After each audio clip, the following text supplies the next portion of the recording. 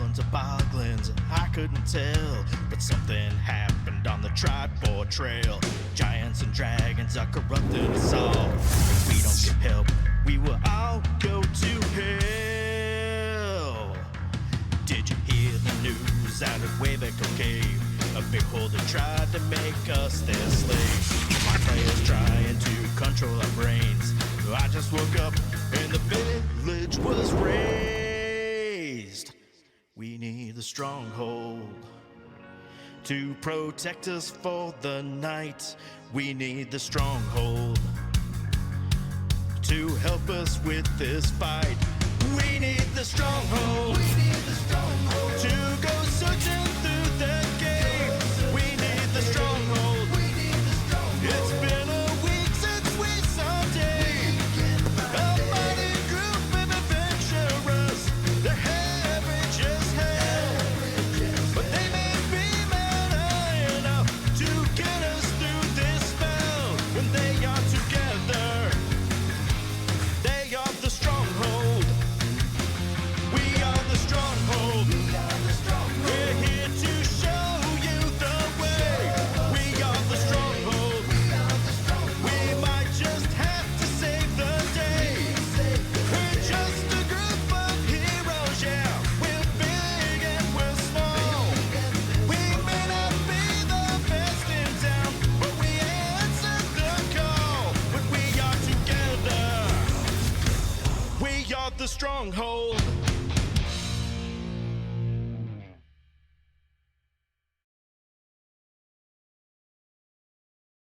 I get way too into it. You know, the video where I forget that it's like, it's over to you. Welcome back, everybody. Welcome to Storm King's Thunder. One Take Tim is here with zero rehearsal whatsoever. We're going to be heading to Silverymoon with our party. We're just off an awesome week with DM Pete down in Waterdeep, which was super duper fun. We bought some new toys there. We're just shopping in Waterdeep, and today we're going city to city from Everland to Silverymoon. But I'm not going to get into that because we're going to roll to see who is going to give us our recap. The most important thing that we do here is Stronghold, coming together as friends and buddies. At a nice place for you guys to spend your Sunday to hang out. We want to push one thing, and that's our 988 charity that's always bubbled up there that you can click on if charity always comes from the heart. So there's these folks that are on the other line of these phone calls on the texts. You can call them anonymously if you're feeling blue. It's a mental health suicide awareness hotline. There are specialized counselors for just about anything you can think of. You do not have to be on the precipice to call these folks. You can feel blue, and they can turn you around proactively, or at least get you on the right steps and the right information, the right trifolds, and the right websites and counselors and things like that, to kind of help you change your perspective if you need help with that. Because I think we can speak on behalf of a lot of folks where sometimes when your tank gets real empty, it's tough to find a new perspective, and these folks are brilliant at it. So highly recommend 988 when able. That being said, we're back. We're going to play some D&D, and we'll jump right into Skylar, we got anything? Any events or anything fun happening? I think we don't know what next convention we're going to. We're just regular D&D now. We're not just flying all over the place, you know. So this is great. Just regular old-fashioned D&D. So other than Sonya and our new guest, Old World Charm, everybody else, I'd like you to roll a D20 for the recap, and I'll tell you based on all your guys' faces whether it's going to be a high or a low. We'll go high today. Let's see who's got above a 15. Yeah, I got a nat 20. Who got a nat 20? I got a nat 20 as well. Me too. All three of you guys got a nat 20? It's a roll off. Yeah, you guys can tag team. We'll start with Pete, and then we'll go to Skylar, and then we'll go. Oh yeah, so who got the 20s? Mirren. Mirren. Okay. All right. We'll start with Pete, and we'll finish with Mirren. Mirren can fill the gaps. Okay. We finished off a little small minor fight around this big tree. And there may have been lightning and may have hurt a lot of us and may have knocked us out again. Is all I'll say. Chain lightning, baby. Chain lightning. There was this really good dwarf cleric that decided to use protection of good evil against the tree to protect the tree from the bad things. He thought it was good, but then a lightning bolt slapped him on the head of it and it hurt. So these things happened. We got healed. We then managed to survive and we gained level 7. We talked to Willow and got permission from the tree to search it. I think Kotal had like a memory come through to him from his bow to say that we had permission to see through it. We went round a few things. We found an Electron Torque with some giant runes on it. No one really understands what they are, and we were recommended to go to the Vault of Sages in Silverymoon to decipher it and help us out. And that was the guy from the Brotherhood that said that because he didn't really understand what was happening. We then got given a Necklace of the Emerald Enclave, which for the next 24 hours gave us Bless. We then walked all the way to Everland, and it was a really long trip, but it was over quite fast. It was like, you're in Everland.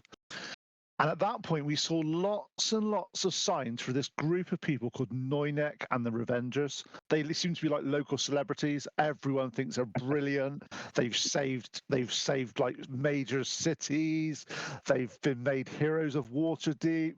And we're like, that can't be Noynek that we know. He's no, it wouldn't happen. But we haven't actually checked in with them yet to say, oi, what the hell's this? We then went to Everland and we went to Moongleam Tower, and then we met a few people like Torax, the city guard captain. We got asked to ask for Crowan, and we went there. There's a bit of shopping as well in Calypso's Curiosities, and we saw lots of different people and lots of things. There was this dwarf that was trying to annoy us. He was trying to sort of talk to especially Puent. And we managed to sort of sidestep that, and we found out later that Jasper was actually an old Zentrum person, and we didn't want anything to do with him, so we did make the right decision. Crowan gives us access to teleportation circles and says that they're in 6 major cities. So I could list them all if you want, but that'll just be boring for everybody else, but they're in 6 major cities. We also need to go to Felbar to get rid of this massive 10-foot or was it 12-foot diameter ring of adamantine that we're carrying around. They did recognize that it thinks it's part of something. It's like it's not it wasn't made as a ring. It is for something to be assembled. We're not sure what that is. We saw Leosin in the map room, and we've got some maps and got some various things on there, and we've also been told to talk to Terran Hornblade just so we can apprise him of the situation that we've got this ring that is attracting fire giant attention. Mirren, what you got? Any gaps in there? Yeah, I mean, besides that, when we were at the tree, I did have a bit of divine intervention and had a lightning bolt come down, get the javelin of lightning. But from there, in the city, I'd say when we were shopping per se, and found out that there were some quite nice items, we did a bit of haggling and trying to, get the price lowered. And once it came to the fact that we didn't have enough money, a party decided to do something that would say is not lawful good, but more on the neutral side of things, and sell holy water to churches. So I glossed over that. that. Maybe the party's name is Puent and the Water Grifters. Yeah. No. Blandina did have a date set up a bird, but then decided to stand them up, so that happened. And then just for the reference on that, Christopher, when we were at the some holy grove, I filled up a bag of holding with holy water, and we worked out that if we sold it in vial format, it'd be like 260,000 gold pieces, and Tim wouldn't let us sell it for that much, so we only got like pennies on the pound for it. Here wouldn't let you sell it, but yeah. Okay, go But ahead, Miriam. beyond that, no, beyond that, once we left the town, we didn't encounter anything else. So no, there was a bang up job on the recap. Yes. But party inspiration for the day. That was a good one. I'll go around real quick. Let's see. We've got Mirren is on voice right now, talking to us from wherever he's at. We got Skylar playing Blandina, our resident wizard. We have Poison playing Gwen, our cleric with a capital C. Sharon's playing Sonya, our Gloomstalker rogue. If I rogue, just rogue. Just rogue. Okay. Just a rogue. Okay, and then Puent's playing DM's Bane. And then have I got, and so I just, before we've got someone new here, played 2 one-shots with us, one at Gary Con and one previous to, I think it was the Super Bowl one, was it not? Was that yeah. So we've got Old World Charm, Old World Fantasy. If you're on the Instagrams or the Twitch or whatever, hit their station and follow them. They've got like some fantastic high fantasy gaming as well. But welcome, Old World Charm. Welcome, Charm. Appreciate having you here, playing a cleric bard, Yanti Pureblood. That's a mouthful. Lots of silvery barbs. That's all I'm saying. That being like said, silvery fangs. Yeah. Let me bring us into the Gem of the North. I wrote a little bit of this stuff down. I finally had a good moment this week where I was sitting and I was able to like just map out some things for you guys for the next couple sessions. All right, so you guys left Everland and I think you sped up your mounts. Mirren with his aura of just athletic stuff, you guys were able to move at a pretty good clip to get from, I think it was like 2 days from Everland to Silverymoon, which puts you at 45 days in the campaign. That's my OCD. The other party's sitting at about 50, so they're a little bit ahead of you. You guys traveled north, the Ravin River's off to your right, to your east, and you got the Silver Mountains. What are they? It's the Nether Mountains, right? Nether Mountains, and you know that Everland's to the south of you. The High Forest is to the south. Pretty easy road. You got the Silverwood off to your west. Beautiful, forest. You travel for 2 days, and then you eventually come across the Gem of the North. Let's see. And it's morning. So upon the gilded dawn, the party approaches the radiant city of Silverymoon. Its famed walls bisecting the river Ravin, a testament to both beauty and strength. Before them stretches the majestic moon bridge, a marvel of magic, shimmering like glass in the morning light, inviting those who dare upon a dream.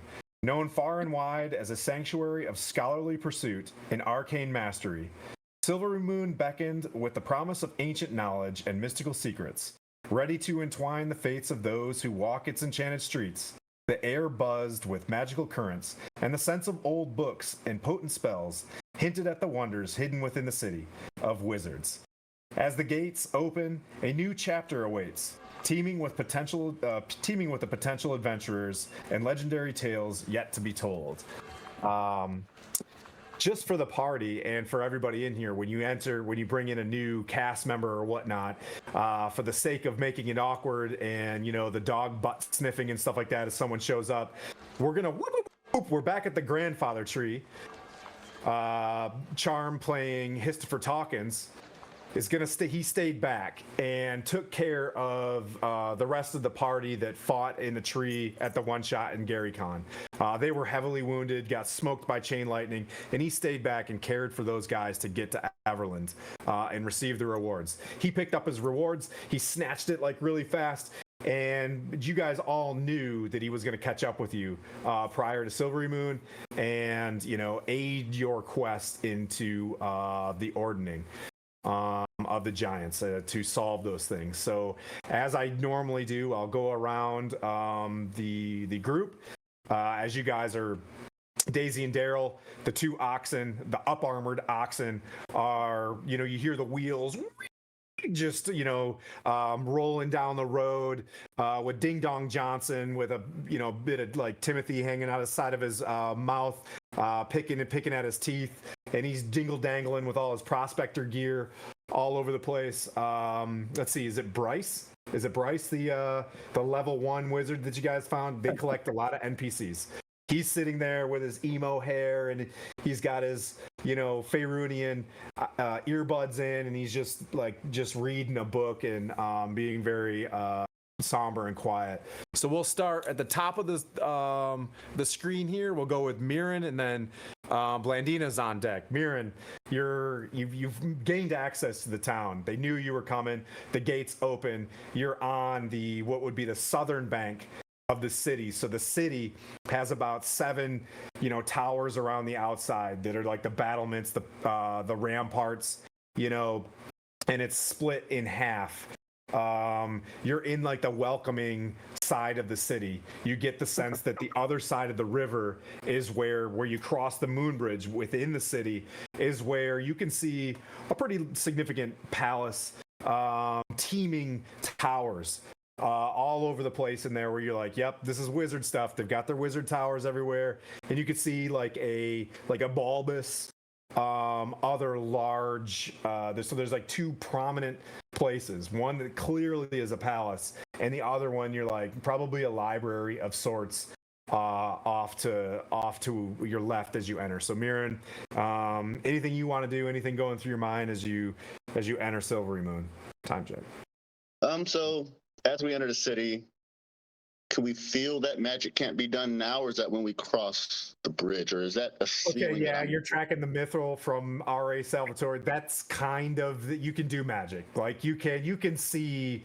So in Tim's Silverymoon, as long as you're not doing any hostile magic, you know what I mean? Like you get the sense that there's like a floating scroll of things to do and not to do as you enter. And like, yes, you can perform magic if you get certain writs or whatnot. So you see, folks walking around with like an ion stone going over top of their head. That's your first sign that like, okay, you can do magic here. What I'll also say is, as you arrive, you see wizards opening up portals, and Knights of Silver are walking out of these portals in like groups of 6 or 7, and you can tell they're dusty. Some are like wounded, where they've got like, they're coming back from the Well of Dragons, but they're pouring into this place. You can see like 10 of these oval portals where wizards are, once or twice a day, they're bringing back these soldiers from the Well of Dragons. Okay. If they're coming through wounded and the wizards are obviously bringing them through, I'm going to go ahead and walk up and congratulate them on the return and their glory in defeating, Tiamat and the dragon scourge that was occurring down there, and lay some hands on people to try and heal and get them to a right and better state, as we personally consider. Yeah, easy. You can use as much as you want, for your lay on hands, but there's a you run into one, Knight in Silver, right? So just pristine scale mail. There's a couple dudes in plate. You can tell that they're probably like the sergeants at arms or something like that, because plate is not really easy to go by. But just, they've got these white plumes that hang down like horsehair. Like the Rohirrim side, nose armor, but just beautiful silver armor on these folks. And you lay on hands for the folks, and you can tell that their wounds, which have been healed pretty well, over time, because it's been about 10 days since the battle that wrapped up. You were able to suture and speed up some of the healing, and you can tell that that goes a long ways. A guy approaches you, like his name's like Sir Gideon. You can tell that he's got a who is it? Who's the god of magic? Starts with an M. Mistra. Mistra. Yep, like almost like a paladin of Mistra, because it's Silverymoon, right? He's doing the same thing, and he's like, hey, if you want, you can continue to heal and whatnot. So he takes you right in, and you seem to get like busy, and if there's anything you want to know or any perception checks, just pop in. But you seem to like really get in there and heal him. Yep. So walk around giving everybody good games, like good game, good game. Yeah. You can tell that they seem like very elated to come home. Like they're rushing up to spouses, coming back. You can tell that it's very organized with the wizards. Like, hey, Alpha Company's coming through, this portal, this battalion's coming through over here, and they're kind of like greeting their families and stuff. And there's various like welcome home signs, written, Silverymoon crayon and things like that. But they look like they got beat up pretty good. Okay, I'll approach Sir Gideon since he started talking and ask him, being that we're new to this city, if he'd be aware of the location of the Vault of Sage. Is it on this side of the river, or is it on the other? If you be so kind. The Vault of Sage, it's just the Vault of Sages. You can see this rounded off. If you think of like how the Hall of Justice looks like in Neverwinter, a very rounded off red domed building. With you know what I mean, like it's got like a crown around. It's like a military crest. And you can see that it's a large dome with like almost like Roman columns below it. Think of almost like the Pantheon. Is it the Pantheon in Paris? Parthenon? What? It skips my name. Not like Invalids, but there's another place. Pillars, essentially. Yep. And that's the Vault of Sages. There. He kind of points. He's like, you guys are below the High Palace. It's like the Capitol building of the area, and the dudes are coming out because it's got a large, kind of like parade ground. Okay. Hard but to miss. You do notice, like, for it being Silverymoon, there's a lot of like banners. I will say you'll pick up something from your perception. It's very martial here, as opposed to scholarly. So like the balance of Thucydides, you know what I mean? Scholars versus martial. It seems more martial here than it does wizards. Like you see the knights giving orders to the wizards. Okay. Which is kind of something you didn't expect. Certainly did not. Okay. We'll hold you there, and then kind of think of what you want to do next. And Blandina, what do you got? And then we'll go Point on deck.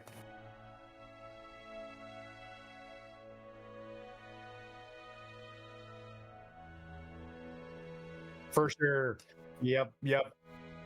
Pseudo dragons and stuff like that, walking around like carrying bags for people and stuff. Like it's kind of cool.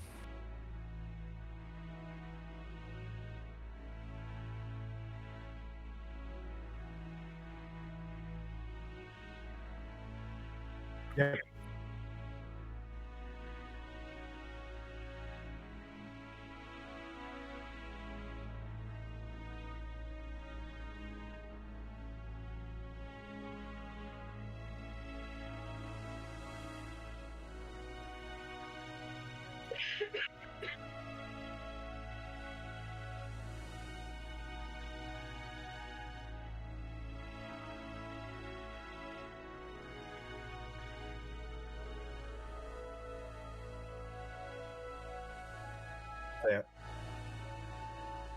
Yep.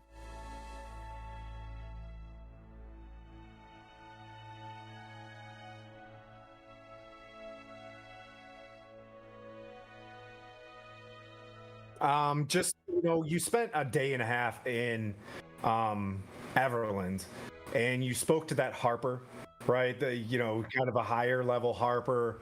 You booped into this place, so you don't really know everybody, right? So like, but you was referenced as like an archmage here, archmage, yeah. So like, you do get the sense that like that, based on where you're from, that's probably a really big deal. A super aged man with a lot of knowledge. But yeah, so you enter. You're one of the first things that I would say that like really gives you the chills is like you see like a school field trip of like a bunch of 9-10-year-olds and they're playing in a scrying pool. Like they're learning. There's like some sort of professor kind of pointing at a scrying pool outside, and they're basically looking at a polar bear that's just like walking around like near you guys, and like the scrying pool, they're like concentrate on that, and you can see them kind of using the various components and things like that to like build it, and you're like, oh man, just like old times. It's the same kind of spell, same Absolutely. The weave. Ninja, can you hear me now? Oh, was he muted? And I think my mic wasn't brilliant. hooked up. It happens. Oh, no. Go ahead and if you want to, you can recap that one. Yeah, just so everybody. So as Blandina walks up, seeing this city of sorcery, it brings back memories that she has of Kryn with the Towers of High Sorcery, which is where she was first introduced to magic from her father's court wizard, if you will. So it's just bringing back waves of nostalgia in this new world that she's learning about. So definitely excited to learn about the magic of Faerun versus the magic of Kryn, and how this city deals with their magic and the rest of the world, as Tim goes and pees or something like that. He's getting his boulders ready. Yeah, right. He's loading boulders. Favored I one am next. boulder. I am next, so obviously there's going to be boulders. Right. Coming down the main corridor is a giant He's boulder. opening his fridge and he's like, "Ooh, this will be a good one." Roll for initiative. No. Okay. Okay, so we recapped on Blandina catching the chill vibes from returning to a land of magic, like a city of magic. We got that. Yep. That's good. Okay, so Point, you guys are, Blandina's kind of looking around. You guys are on like this bridge that feels like, you know what I mean? You can see a glassy hue to it, but as you're walking on this, opaque, translucent, like magical bridge, you can kind of see like the astral plane, little dots of magic, and like almost like stars inside this thing as you walk over it. But Point, what have you got? Well, as I walk over the bridge, I'm equally impressed and amazed that it stays clean. To be honest, it's glass. You get fingerprints and everything. But no, apart from that, it's fine. We're walking across. It's amazing. As I get to the other side, I want to. Is there a Temple of Moderin at all in Silverymoon? I do not know. I do not believe so. There are going to be like there will be not a reliquary. What am I looking for? There'll be just like there'll be a shrine somewhere for sure, but you could definitely find that. There is a temple. Okay. I will, because I know obviously there's not a temple. I will see if there is a workshop or something around here, because normally those sort of places are mecca for the Moradin dwarfs, in case sort of one's around that sort of area. And it's been a while since I've actually did any sort of foraging and all that sort of stuff, so I want to, now we're in a big city, I want to sort of find the local forge and actually ask if I can help make anything with him. No charge, just want to get to sort of use my skills again and use my sort of oath of my divine divinity to create wonderful things, but for a purpose. And is there someone around here I can go and talk to and help out a bit? Because so you're in Silverymoon, the amount of scholarly activities, building things, creating things, forging things is also something that's important. So like if someone wants to build a practice on how to make a sword stronger, you will notice that because of the fact that this is becoming more martial, there is a kind of prolific spot where representatives from Felbar or Adbar do have a spot. It's a Daglin Star Anvil. Daglin Star Anvil has a forge nearby, and just hearing that, you're like, oh, that's the name kind of rings a bell. And it's as you walk up, you can feel the heat from the forge inside this thing. It's nothing that can melt adamantine or reshape that, but it's like it's pretty decent. And if you were to walk in there, you could see a dude with the sweat and the dirt, and his face is blackened by just being having the dust and things like that, and just banging away. But well, I'll go in there. On my mind, now that I've gained more knowledge within my forge ability and my clerical insight, I've been bestowed upon a very nice spell to use called Fabricate. that's right. And Fabricate can basically turn anything into anything, or I can make anything as long as I have the raw materials. So basically, for one casting, I can do anything that's 5 foot by 5 foot by 5 foot made of metal with one casting. Okay. How I often have a can you sudden do that? question about that. Yeah. How often can I do this? It's a 4th level spell. You can use all And those I- 4th level spells as you want, buddy. I have one 4th level spell a day at the moment, so I can Yep. cast it once a day. But I have a question for the DM and to find things. This adamantine ring I've got, does that class as raw materials? For the sake of this game and the way that we were describing the special forges and stuff like that, I'm gonna put adamantine as because it's the old metal, Okay. right? We were talking about the old world metal and stuff. Like this one, yeah, we're gonna put this at a higher class of metal. Maybe put this at a Okay, little that's fine. higher level of role play in order to. That's fine. I feel you. I feel what you're trying to do, but the answer is no. Okay, I just would ask. I thought I would ask. So I will. Stanling Starforge. So you said I recognise the name. Is it someone I've met before?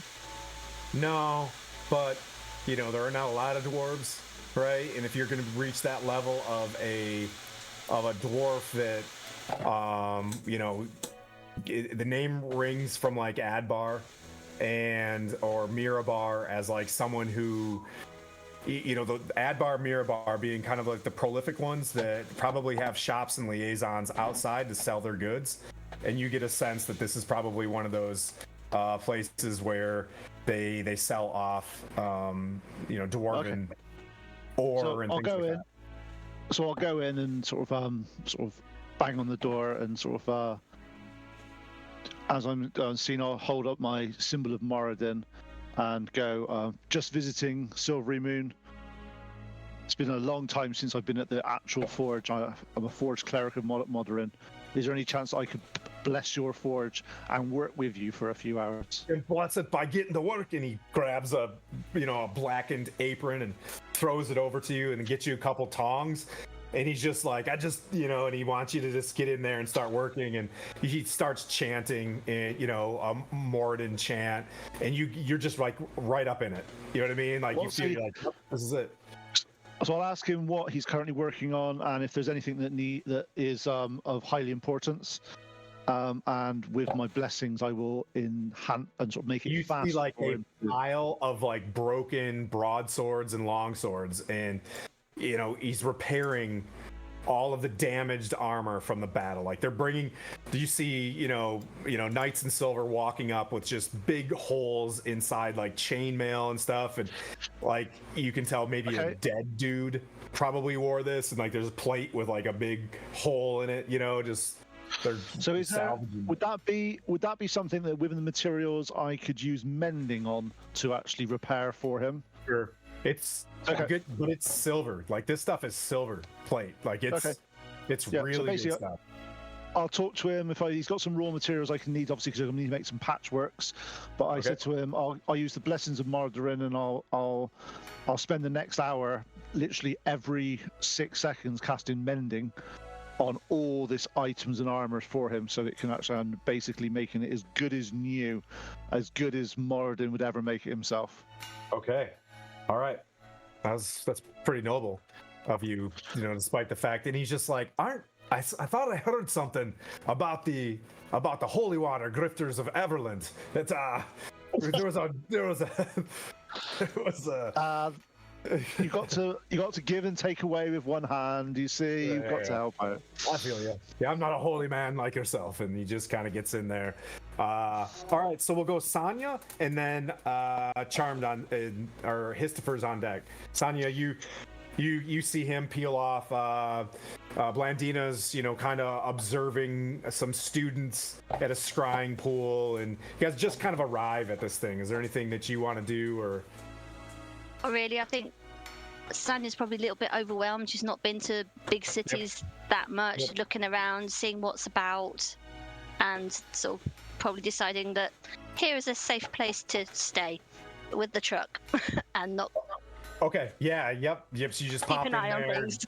Ding Dong Johnson's, singing to himself and just passing gas and eating cheese and just being Ding Dong Johnson, but you're used to hanging out with him anyways. And as loud as he is, it makes it easy for you to kind of just disappear in the shadows. It's a pretty big rig. It's got up armored, like almost like Roman shields on the side of this thing from when Manu built it a long time ago.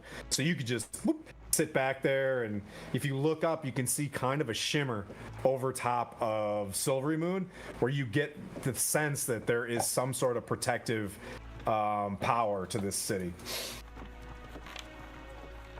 Okay. And then we'll swing that back around. Histifer Talkins. What? And then we'll wrap it up with Poison. Uh-oh. Is the stream okay? Okay. Hey, thanks for the raid, Troll Lord. Woo! Oh, is that what it was? Yeah, there were so many raiders that just like it kirked out. It's like We got hit hard, Captain. Love it. Love you guys. Thanks for showing up. Castles and Crusades is one of their big things, right? Was that one of the things that they're? It's an incredible. Yeah. Highly recommend everyone check them out. Super nice people. Yeah. Okay. Histifer. Yep, All same right. thing. Everybody's kind of talking. You can place yourself where you want. I'll try to say that there's like a market side of the river where visitors visit, and then you get to the academic Knights of Silver kind of side. That's where the Moon Bridge kind of goes over. So wherever you want to place yourself. Yeah, let me kind of just to introduce myself. Welcome. I'm Charm. It's good to see you guys. I'm the Dungeon Master, and I run Charmed Fantasy as a professional DM. I appreciate being here. I want to always say thank you to whoever's hosting me, but to be invited by this crew has been a great honor. Meeting Tim in person, as well as Skylar. It's just an absolute joy, and of course to play alongside the epic paladin Mirren in battle. So nice to be here, and so check Charmed Fantasy out. Follow me wherever you can find me. So I play Histifer Talkins, a character that I didn't think would survive day one, and here we are. He is a bard of eloquence with an aspect of one level of cleric that is cleric of order. He is canonically a Yuan-Ti pureblood that is definitely got his genealogy kind of mixed up to have some elven features. He appears as kind of more of a you might say like something darker, like a sun elf, a bit of a bronze tint, and people might mistake him as a dragon dragon touched sorcerer. I'm trying to imagine with the scales that they might have kind of at the edge of his face. And so he's a bit of an exotic look as far as like being charismatic and a force of presence. He has kind of an Austin Butler Johnny Depp kind of cheekbone structure and style with lots of rings. He does wear armor with the filigree of someone who absolutely presents themselves as both keen to survive in battle, but also to survive in style, with a bit of an Ouroboros style serpent pattern on almost everything. And that is because he uniquely serves the primordial, that it might be known in some cultures as the world serpent, and brings a very different take, a non-Yuan-Ti aspect of wanting to make sure that they're not bringing evil into the world, but actually change in the natural order, hence cleric of order. Nice. Let's see. He's got a little snake companion. It formerly went by like some like throwaway name, but since we're being canonical, his name will be Ryoki, which means in Yuan-Ti in my mind, Fool's Bane. And as the self-stylized traveler and inspirationalist, he goes by many names in many towns. A merchant of smiles and good boons to all. He is definitely keen to return from the epic fight at the Grandfather Tree, to align with a very well-reputed party of capable adventurers that can both help his own goals and make sure that the world does not fall to ruin. And he rides forward. I think I still have the horse. I don't think the horse died. Nope, you got a horse. Yep. Cool. I was gone for the last part of that fight, and I'm like, I really hope horses didn't just get axed in that end of that fight. Otherwise than that, he's been hitchhiking with a smile and a little bit of showing his pantyhose. We've had this horse for a while too, all the way from Golden Fields into Grandfather actually Tree. from This is Golden like, Fields. you're like Roach. This thing's like Roach. Yes, to you. yeah. Every now and then it's on a rooftop somewhere. Yeah. Absolutely. So yeah, I will ride forward, looking for the people who I definitely am familiar with by now. And let's see, that's him. Trying to think if there's anything else. Nope, that's it. Oh, he has a lute on his back, and that is his one of his main spell focuses besides his shield. Okay. The bard and cleric kind of spell foci. Okay. Anywhere you want to go? Anything you want to do when you get here? Yeah, I'd like to. I'd like to try to really make a straight line through the entrance of the town to get to the town center. Riding the horse and strumming the lute to play more of an inspirational element of the stranger who's got kind of this Doc Holliday attire on, the hat cast over the face, the lute, the ringed hand playing skillfully along the fingers, riding and rocking on the horse, a very kind of Western entrance, and seeing who else is of this party that I could find along that straight and narrow. Yep, so I imagine your kind of your head's down with your hat, covering your eyes, you're playing this thing, and you're on the horse, and your cape's kind of blowing in the wind, and you're playing a good somber tune for these knights in silver, coming out. It's inspirational, it speaks to their arrival. And Rule of Cool Wise will say it's also very welcoming. So you arrived, and Mirren got to work cleaning folks up. Blandina's over there with the kids in the scrying pool. Quent gets right in and starts repairing their armor and stuff. Like, you guys do something that's very communal and accepting. Gwyn, finally, what have you got? Where do you want to go? What do you want to do when you get here? I think Gwyn, seeing how he hasn't ever really been to a city before in the past, one of this stature and, vibrance and so on, is kind of at awe with how big these places can be and how beautiful they're made and so on and so forth, since he was more or less sheltered at like this temple that he went to for a long time before he set out to the world to help other adventurers throughout the land.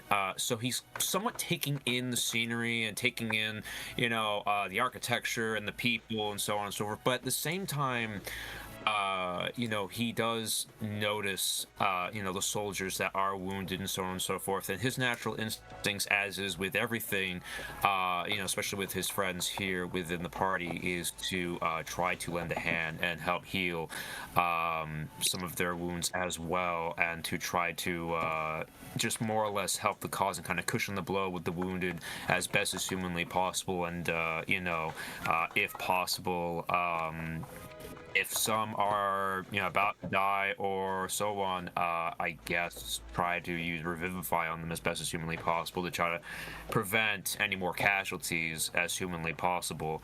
I think once after he is done with that, I think he may want to just mosey around and look for any signs of like worshippers of Palor, his god, and all that stuff and so on, and see if any of his faith has also reached out this far in the realm as well. And if not, I believe to his core, I think he might want to at least maybe tell people about it and tell them about Palor, the sun god, and so on, and his teachings as well. So I think that's what he will do for right now, and he will try to lend as much aid as humanly possible to the wounded. Definitely not a very cleric heavy town. This is more of like, I believe in science, like this is scholars, and so, but clerical powers are they're very, very welcomed. You can tell that there are some folks coming out that your healing goes straight to them. There's a large building I keep forgetting her name, starts with an M. Mistra? God, Mistra. There is like a temple to Mistra that is turning into like a hotel to invalids, like a no kidding, like a mash tent. And they're throwing up tents outside with magic, and you can go in there and get to work. You lay your daily's worth of heals in as you wish, and you notice like this town is really bustling, and you kind of like look straight down a street, and you can see the sunrise, and there's Pelor. In your opinion, like, you don't necessarily have to go to a temple or anything like that, but you get the sense that like probably isn't going to be one here as well in Silverymoon. Right. If so, maybe there's a few trinkets for sale somewhere, but you can get your faith from the sunlight that does come through in Silverymoon. Well, then I guess in that understanding, and in more or less how you put it, it's like you see the sun and there's Palor. I guess wherever I go, I guess Palor is there as well, type of deal. So I guess I bring him with me wherever I go to, bring that light to the people as best as humanly possible, and to try to keep that darkness or that pain or that suffering at bay for all of those here in the realm and so on. But I think for the most part, I think deep in Gwyn's soul, he is compelled to try to help out all those in need as best as humanly possible, especially those who are wounded and or dying, as best as humanly possible. Okay. All right. Well, it goes without saying that you guys arrived. You did all the right things, right? You did all the right things showing up. You either stayed out of someone's way or helped where you could, and you seem to get taken in pretty easily. You get the sense that you have already been checked for good or evil. For bad intents, you do feel with some wizards just a tad bit of probing here and there, but you get the sense that like they're just trying to check your vector. You know what I mean? Like it's in and out, like when someone talks to you. But the wizards are busy mending, but there's not a lot of like no kidding healing going on. So whatever you guys have to provide goes a long way. especially if you're not asking for anything for it, which is great. So I'll throw it out to the party in general. If you guys all want to link back up, and at some point in time, Quent comes out of the forge, like wiping off his hands. You made probably at least repaired 1 to 2, bits of armor. And we're able to get them back together. And, what was his name? Daglin? Claps his hand on your back. Blandina, you're there as well. Oh, well. Oh, yeah. Another World Tabletop. What's up, Thank you for the sub. Thanks, buddy. And the bits. Love you guys. Wow. Thanks, guys. Oh, we got Judgy. Hey, buddy, Judgy's on his way back from camping. He's out camping. So is there anything, as you guys collectively come back together? Now, the good news about having a new party member is everybody's awkward to New City. No one's been to Silverymoon. This place is weird, right? Like, it's pretty techie, right? Like, everywhere else you've been, Averland's got some grime. Yartar was like borderline gross. Tribor was the Wild West. Now you're in like a think like Apple. Okay, you guys are in like in an iPhone clean mega, place, and like random little robots are going around like Roombaing things. You know what I mean? Picking up trash and stuff like that. There's little Roombas going around picking stuff up. We'll add that. But we'll say Blandina, you're in your element right now. Of this place, where do you feel like you want to head? Well, with its instructor, I'm gonna first off ask. It's like this brings back such great memories. Is there anything I can help demonstrate, or what are you trying to instruct right now? She's just like it's a is the older, say like woman. Yeah, she's got like the classic wizard's hat on, and you can tell that she's got it's like SA for Silverymoon Academy, and I don't know where Strixhaven's at, so whatever, it can be from here. And she's just like, I'm just working on scrum, and she's like, concentrate on the pole. And they're looking, there's like a small cauldron that they're looking in, and they're like, ooh.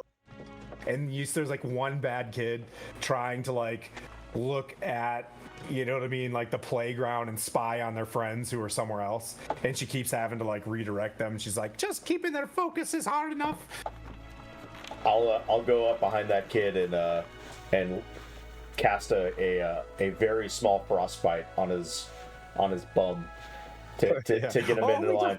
Just yeah. I don't know what they do in Kryn, madam, but we don't hurt the kids here. No, not hurting, but it's like one of those like getting smacked on the butt sort of things. Like I got you. And the kid like powers away, and if you don't listen to her, Bryce you'll never learn. Away. Bryce gets up and walks away and kind of disappears in the crowd, and he's like looking around like he's in his element, and you can see him going into a store and looking at comics or whatever.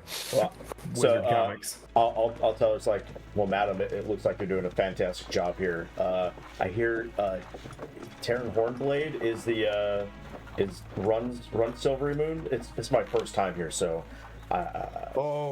keep focused. I'm going to this lovely lady, and she brings you over. She's like, oh, Terran Hornblade, well, he's not in charge anymore. You can tell the High Marshal Marthramar Aruzme is now in charge, and you can tell that we've switched to a little bit more military things as of late. Terran Hornblade offered up Silverymoon to go fight Tiamat. We hardly had the magic to fight in the Silver Marches, let alone sending our brave soldiers off to the Well of Dragons. And you get the sense there that there had been a shift of like the wizards are kind of like upset with Terran for offering up the Knights of Silver to go off to, and now she implies that the High Marshal Methramar Arusame is now calls him like that the High Marshal now runs the palace. And Terran is at the Vault of the Sage now, busy at work and recovering from his fight at the Well of Dragons. Oh, sorry, her voice goes away. I'm not keeping that up all day. So you say he's at the Vault of Sages? That's wow, that's exactly where we were all trying to go. Yeah, she's like, "Oh, follow me, come kids, to the Vault of Sages," and they're like, "Yay!" You know, cotton candy, or there's I'll stuff that's out front, and there's wizards doing shit. bring up a a horde of kids up to the rest of the group. Say, hey guys, we're all going to the vault. Apparently, Two kids are in the background, like mildly shooting like low-level magic missiles at each other that just kind of pop. You know what I mean? Like and she's over there like scolding them, like, and she's like, "Well," and you know she holds up this little banner so the kids can see, and they all get in line and kind of follow her down a street towards this large red domed columned building. I love it. Yeah, so I'll just bring the entire group up to the rest of our group in the center. Actually, probably to Histfer in the center of town, if that's where we're all meeting. Yep. So they look up and they're like, you see a bunch of little kids, standing there, and they're listening to your music, and they're doing various like very poor prestidigitation. You know what I mean? Like to your music, making little musical notes kind of float from their hands, to kind of match what you're playing. Sonya, you see all this going on as well, and because the wagon's kind of lumbering itself to the center of town, and you're just kind of lumping. You see Bryce jump out and just immediately like head towards some shop, like it's a Naruto, store, and he just kind of like leaves. It's something hip, and he just kind of takes off. Is Naruto still hip? I don't know. I'm an aged man now. Hey Jay, thanks for showing up. Man, got everybody in here today. Like I feel like I'm missing Fantastic. everybody while talking. Like, oh, I need to say hello, everybody. Sorry. Yeah. But we'll go around real quick for anybody that has anything. Mirren, I keep forgetting because I don't see your face. You see all this kind of happen. People are kind of wrapping up. You've laid off most of your spells. I'll save you. You've probably cast like 2 or 3 spells.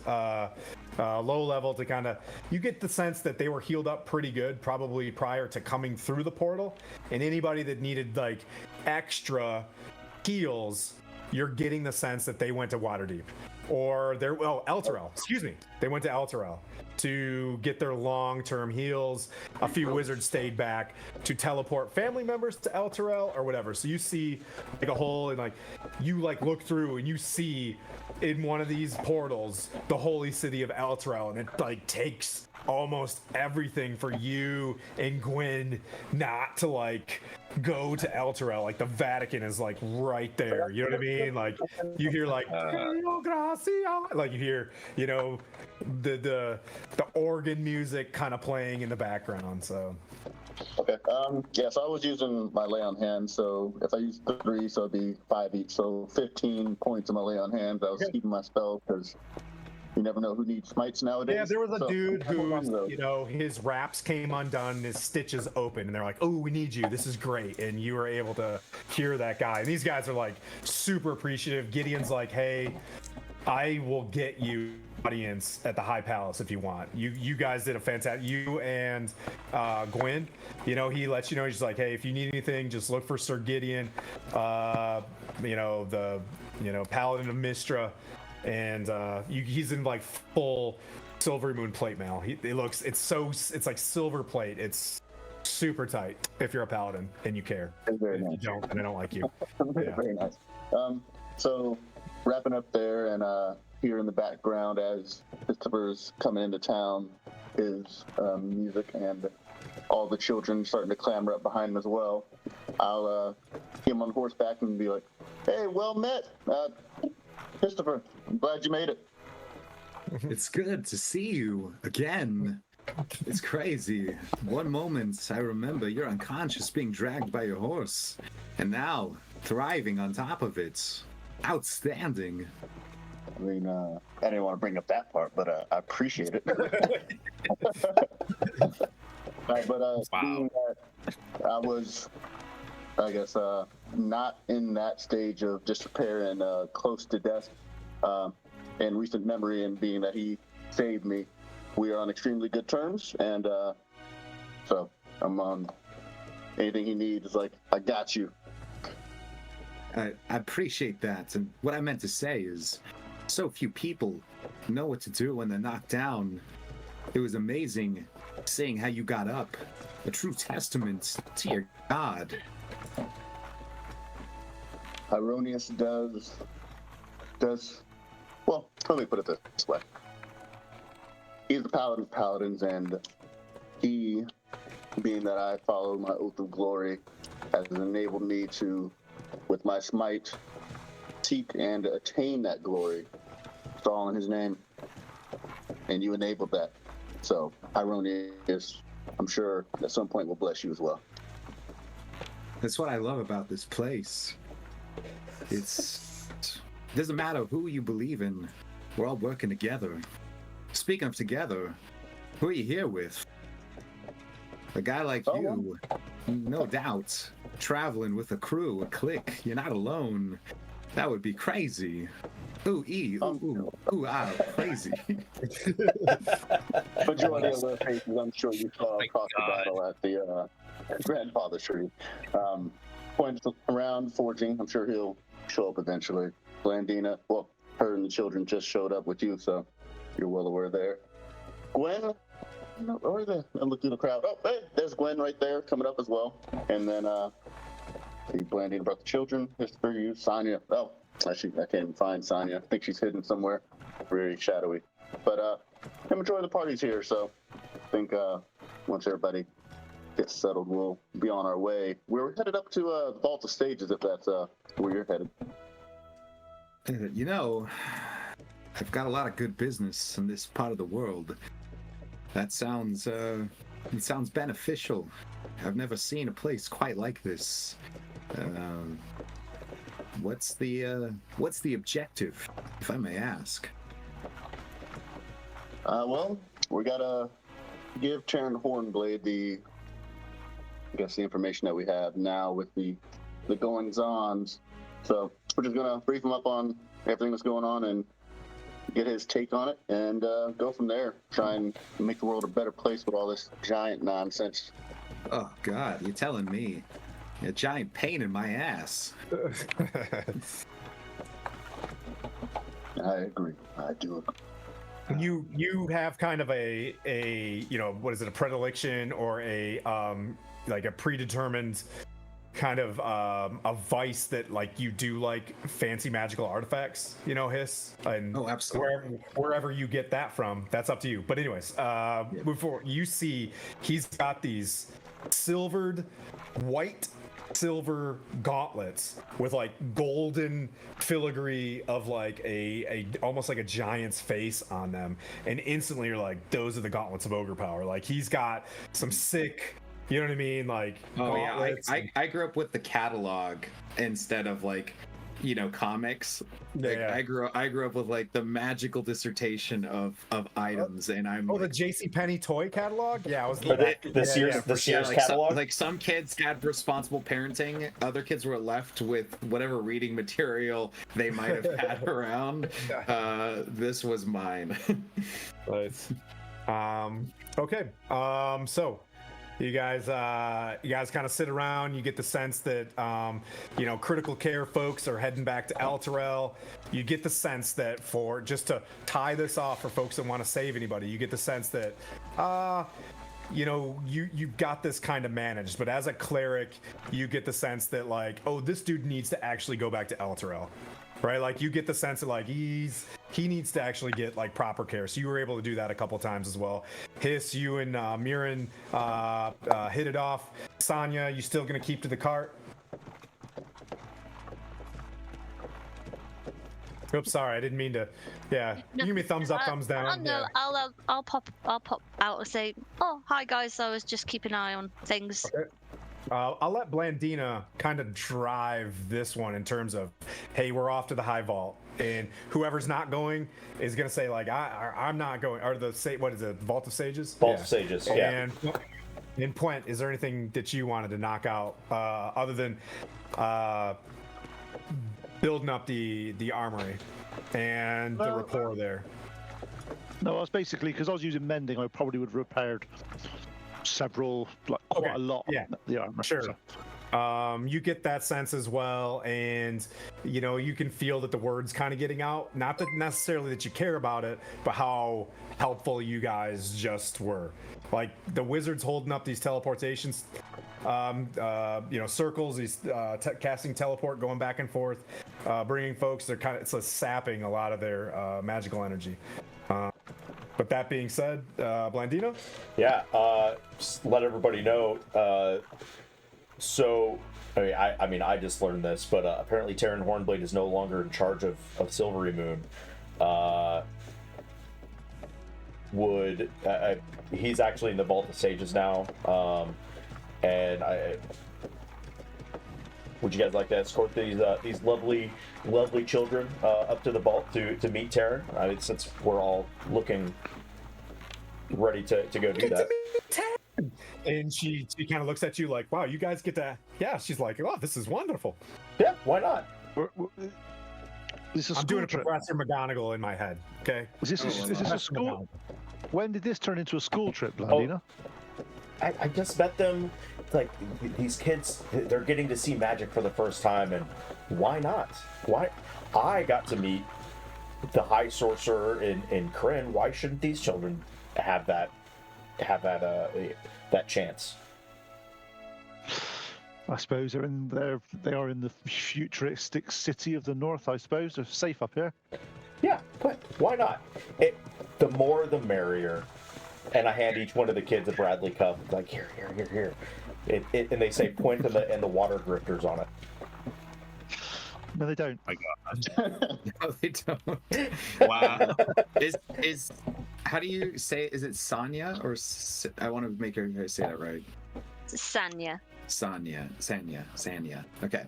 Are you in a wagon? Are you sitting in the wagon or just like laying low in the wagon? I was keeping an eye on the contents of the wagon. I still don't trust a lot of people. I know it's quite big and it'd be hard for people to take, but I want to keep an eye on it because it's important. Indeed. Are you dressed as a traditional rogue? Do you have like things like what do I see identifying you as like a person like capable of defending the I am, wagon? yeah, I suppose a traditional roguish person. I'm in black. I've got a black cloak on. I slip away into the shadows very easily. Perfect. I say yeah. If I had a silver piece for every time I was traveling with some woman wielding knives in black hiding in a wagon, I'd have 2 silver pieces, which isn't a lot, but it's strange that it's happened twice in Golden Fields. It's true. It could happen more. I do it really regularly.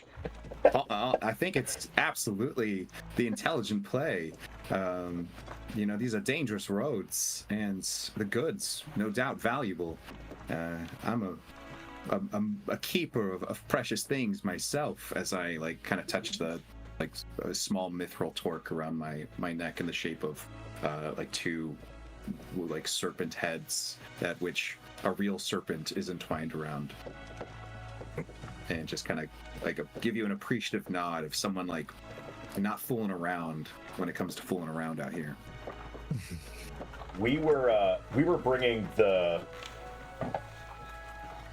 adamantine ring to Terran. Is that correct? Correct. Yeah. So I'll tell Sanya. Sanya, come on with us. We're taking this ring all the way to the vault. So there's no need to stick around with the cart.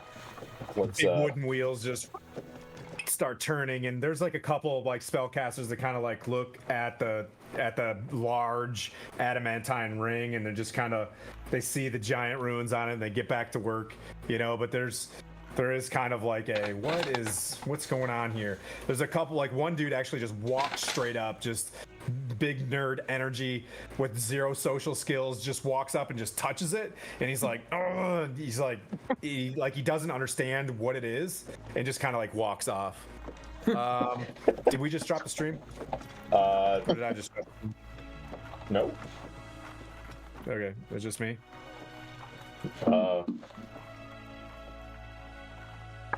Okay. I think it's good. Nope, we didn't. My TV just went like Okay. reload. But yeah, I'm just gonna go touch a button over here, but I can still hear you. Manners? look at the kid touching the there's like manners, please. Oh, speaking of manners, I forgot to introduce myself. It's my name is Histofer Tarkin. I'm here to help alleviate the no doubt damage and tension of the current political climate. It's of my own interest, of course, to help out with things like taking out the Zentarum and other troublesome aspects of the recent rise of these giant threats. The world's a mess, but it's a pleasure to meet you as I tip the Doc Holliday style hat and kind of pull my cloak more around my. I'll reach into myself. the bag of holding and go, we appreciate your help back at the grandfather tree. I'd like to, here is your, would you like a Bradley mug? Wait, is this one of those situations where I have to give you money after you give me something? Like those No, people? this is thank you from me for helping save us from certain death, and it's a Quentin the Water Grifter's Bradley mug, and it's whatever color you want it to be. It is. It's got a giant. It's actually Blandina and the Bland Knots. It's just a big dumb cup. It is a big dumb cup. I've never been given something like this. Truly, it speaks to your nature. Thank you. You're Plenty has absolutely come a long way since lycanthropy. I have all of the pumpkin spice latte that you want, so if you need some, let me know. I make the best. If you need snake venom, I'll milk my snake for you. That happens? Oh. That's interesting. How else do you think people get antidotes? I don't know. That's So a good about question. that vault. So let's go to the vault. Come with us to the vault. We're all going down. We're all going down. Oh, I understand. That sounded like a euphemism. I literally meant I milk a snake that I have. I'm sorry. I can just imagine somebody off on the side is like, is that guy talking about milking this snake? It's like, yeah, just ignore it. Just ignore it. I like as a you on tape your blood. refuse I'm not to familiar have with like innuendos come from me today, so I have a goal. I'm gonna make it through a whole stream without it's gonna happen. milking the snake. I'm so sorry. Okay, so there you are at the, it looks, this large, the vault of the sage. There we go. The kids, you can tell there's various entrances. There's like, like the columns go into this place, so it doesn't look like there's just one door, but you see wizards coming in and out of this thing, holding various parchments, and you get the sense that there's also a portal coming through where like large items start like moving in, and you can see them trying to move this humongous just like it looks like some sort of artifact that probably came from the Horde of the Dragon Queen. You know what I mean? Like you get the sense that there's like all sorts of like different devices and things like that coming through. But you get brought in. You go into this main area, and you go into the main room. And it's just like a massive like library. Books are kind of flitting around. It's got like you smell the books, you smell various like magics and whatnot, and there's probably like 2, 3, 4 stories up of just circular library. And she introduces herself, the teacher. She's just like, where did I put it? Her name is Maljenny McDougal, and she just like she's talking to Puent when he walks up because he's just like he's got the sweaty and he's got the the grease on him from working in the forge and whatnot. She's like, "Oh, Mr. Dwarf, like where are you headed in here? You said you're looking for Tear, and he's all the way up to the top. Should I take you guys there?" Is there a lift? Oh, sure. It's those two things on your feet.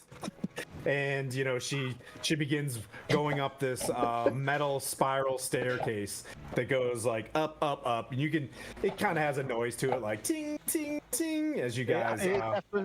It definitely has a noise to it when I'm walking up there in full plate. That's right. Yeah. So there's various like shh. As you guys are like ting, ting, ting, like walking your way up as quiet as you can. Just for the sake of like, we kind of montaged your way into this magnificent library, but just for the sake of time and things like that, you guys have gotten to know each other. You've seen Silverymoon. You left Bryce back in the market. He wanted to go look at more comics or whatever. And you guys, you make it to like a larger room, and she knocks on the door. She's like, "I'm really not really welcome here. The kids aren't either, but I'm just gonna take them around. But if you have a writ to go talk to Taryn, you know what I mean." She shows there's a knight in silver like outside. He kind of takes a look at it, and he's like, "I'll be right back." He goes in, and he's like, "Taryn's awfully busy, but there is someone in there that could probably answer the questions you have. One of the higher wizards." How high is he? Super high. Yeah. After all those stairs we climbed, I think we're all pretty high right now. Yeah.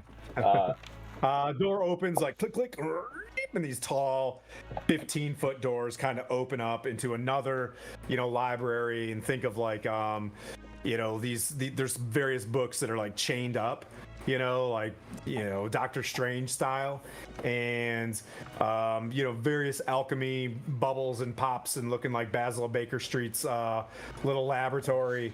And then there's a desk. There's a dude in blue robes, kind of a balder head, and you see his like wizard's hat kind of cocked over, and you hear him just kind of fussing with his back to you, and just you see like purple trim on his bluish robes, and he's kind of you hear him like he's got this leather bag that's open, and he's like higgitus figgitus, like dropping a whole bunch of stuff into this bag that looks like almost like a bag of holding. And he turns around and he's like, "Oh, yes. Finally, I need to get to Chult. Welcome. Come. Taryn's far too busy, but Belgar can help you. Please enter. I want to thank you very, very much. You laid my dearest wife to rest, but since she's gone, I must put a brave face on and deal with this undead problem with the flaming fist in Chult. How can I?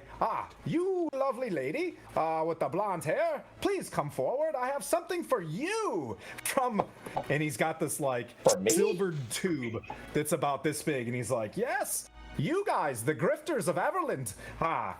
We've heard much about you. Unlike these legendary heroes, Noinic and the Revengers, who just laid waste to the giants in the Golden Fields. But I understand you're doing your good work in the distance, in the dark, in the shadows. But this ordning, it needs to be discovered. These issues with giants, we are out of spellcasters and Silverymoon knights here. So, this, come. And he waves you forward. I'd like to clarify, good That's my sir. best Tom Mitchell voice out there if you're in the universe, but yeah. I'd like to clarify, good sir. I'm not a grifter. I'm a legitimate merchant. I'm in many places. Yes, unless you're selling holy water to. No, I'm not. I could. I choose not to because I feel like that's just unethical. As a man of science, I too. As he says it's unethical, I'm pretty sure we're all just like eyes looking away, like. I'm like, Yeah, that sounds like a lunatic. That's the practice of lunacy and greed. I who would do that? I would also like of course, to point out, I was not there when that took place either. I was off actually doing nice things at a temple or whatever, so I don't know anything about the selling of holy water. Right, I'm It gonna was a hang out with this guy donate- over here. It was holy. It was holy water with a donation. If we sold it for its value, it would have been different. We had a really reduced rate.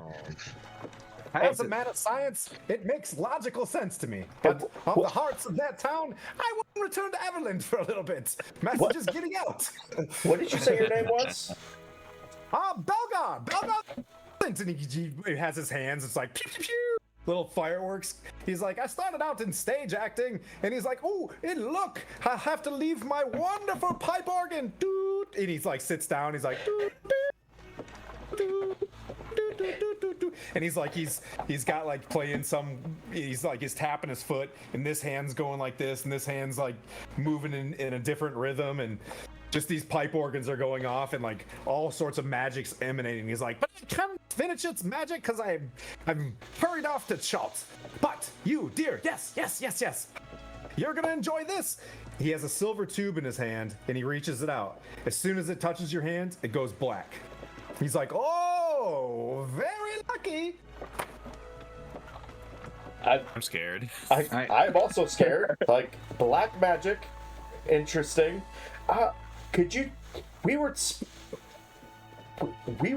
coming to ask Taryn about this piece of adamantine that we have, and would you be able to help He us walks with to the this? window, and he's like, and he's got like this big, like telescope looking thing, and he's like, and he runs off and just like starts ripping through books. I'm gonna lean over to Blandina and to say, you should probably keep in mind the context clue is that this man is grieving his dead wife, or he murdered her. Just keep in mind the fluctuations of someone as unstable as this. Yes. I'm still freaking out over the fact that this went from silver to black. It's got the just- tubes on the ends, and you know there's a scroll kind of probably in the side of it. You've seen one of these before. Yeah, I'm just looking at it like, this is awkward, and I'll kind of go off to the side and open it. And well, first off, I would like to do an Arcana check just to see if it itself is magic. As soon as you magic, like Okay. yes, a 1 would be like you can kind of see it's got like a swirling, like black, like lightning bolt that goes up and down this thing as it's like, and it swirls around the where you would twist off the thing, like it jets towards it, it swirls around, like open me. So I'm going to not point it at anybody else, and keep it downrange, and open this. Access area clear, and you open it up. As you open it, sparkling magic just occurs as this thing flies out and opens itself in a scroll in front of you in a very soothing, beautiful, feminine voice. Be it known, and if accepted, that the knowledge and exquisite, this is as beautiful voice as I can do. Be it known, and if accepted, that the knowledge and exquisite capabilities of the Princess of Kryn before you will, by offer an immediate internship, probationary of course, a freshman role, in the esteemed Blackstaff Academy. Please acknowledge your acceptance in writing at the affirmatory upon this parchment. Lady Lariel. And like you see this like LL just kind of swirl, and it's just like you can see that there's like a spot where you can just like a little pen kind of floats with a feather on it. I'll take the feather. It's like, who? I'm not familiar. Who is Lady Lariel? The scroll is just like sign please. Be careful. Pushy magical contracts rarely work out. Belgar, my good man, do you know anything about this? Belgar, can you tell? And you hear Belgar from the distance. He's like, I'm in my second year at the Blackstaff Academy, but unfortunately, I have to head to Schultz, where I can't attend the wonderful tower within Waterdeep. That is quite the honor. he says, as his voice kind of changes his pitch a little bit, and he's just like, now back to this adamantine, and he's just kind of scrolling around. Why are you going to Schultz? I've been there myself. It's a rough and tumble place. Hey, when Elminster reaches out to you and puts you on an assignment, you take it. I'm a scholar. I'll cautiously. I'm gonna cautiously. Who is Lady Lariel? Who can tell me who Lady Lariel is? Do a history check. Lariel? Well, Lady Lariel. I He's the will. Open Lord of Waterdeep, one of the greatest wizards of our time. And then Belgar's like, pretty keen on the eyes. B Dina. I've got a That was a card. beautiful Just voice. be Very, very beautiful voice. A big B, Dina next to it. And then the page extends and it's like, good and exciting, please. And you get the sense that she's actually there on the other side of this in terms of like a message spell. You kind of pick up. You get the sense that like she is actually on the other side of this parchment in some sort of way. Good. Very exciting. Remember, experience is knowledge. Go now and be our forward scholar to this trouble with Anam's line. Don't be too hasty. Hey, I was trying to figure out Anam's name, and I had it There written you right go. here the whole time. Anam's line. Don't be too hasty with this. And then the scroll snaps right into your hand. The black, the black tube that you had, like tightens and tightens and tightens into a black wand into your hand. It's very clean and smooth. Like the twists go away, and it's a very clean, tight, black wand. This is fabulous. Belgar's like, oh, it's the wand of the War Mage. +1, you can add that to your mix. Wait. And he's like, Lady Lariel, if she trusts you, well, obviously the wizards are quite busy around here, and knowledge is everything. I will use it with. Man, I'm excited to learn the magic of Faerun. More of the magic of Faerun. I only learned yes. a small amount of in Kryn. Words. I'm very busy, but that thing out there belongs to a larger construct called the Vonindod. Something, and it had many other pieces to it. I have seen, and he kind of shows you a diagram of like if there's a giant, this thing's probably 40, 60 feet tall of like a construct. And he's like, looks like some sort of, something that goes into its rotator cuff. Maybe the dwarves to the north would know more about this, but otherwise, I don't think it belongs in Silverymoon as a fire giant magnet. I'm going to have to ask you very politely to get that thing out of here within the next day or so. I'd like to prestidigitate in the air a copy of that page. Picture? Oh, And just kind of like Belgar just rips it straight out of the book and hands it to you as you try to do it. oh my god. That There's is. a visceral pain. Trust me, that's a Belgar Yeah, I was gonna move say right there. that is something It's Belgar like- totally would have And you done. hear like there's like an apprentice in the corner like off to chop, sir. And Clutch my pearls. As he turns into a T-Rex and goes out the window. yep. As he- yes, as he does- actually, yeah. So as he does that, I'll say to him, we've got other items that also may be useful. We found this Electrum Torque underneath the that's a big tree down south. Don't worry about it. It's a tree. We found this Electrum Torque. It's got giant runes all over it, and we were told to bring this to you as well. There's a brilliant high elf by the name of Leosin at the what is it called? The map house. And he points out his window, and there is a L-shaped building that's in the distance, with two entrances on either side of the L, and it's like, that's Leosin's. A very high member of the Harpers. I believe since the noble warriors of these Noynek and the Revengers have uncovered several artifacts in Waterdeep, they are getting very privy to these items. And he kind of looks at it and he's like, I can tell you though that this is from a great hill giant.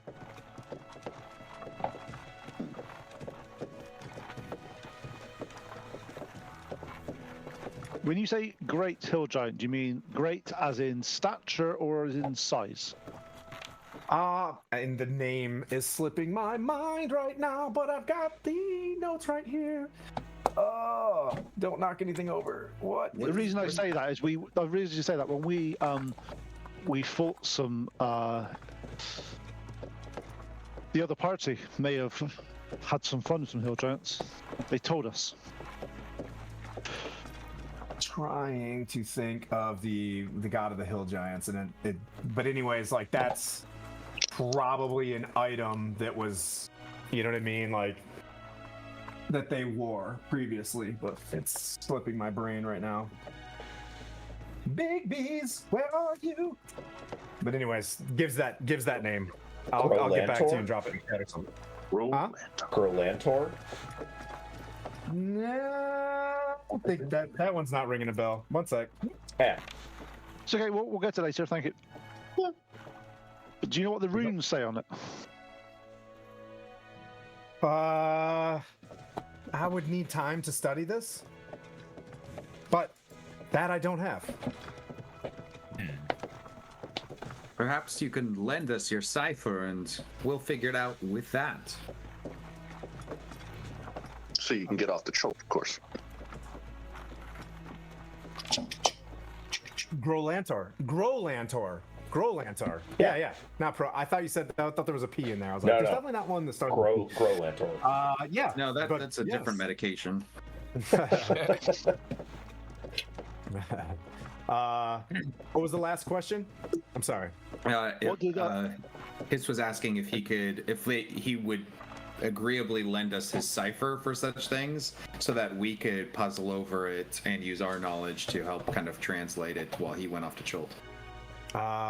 It's the Harpers are currently using that. Any information we have from Hill Giants, the Harpers have gathered up. He's like, that's just what I had. Right. Harpers are the mecca of information and trying to, he's just basically just trying to get you to be like, we're trying to keep all the information in one spot.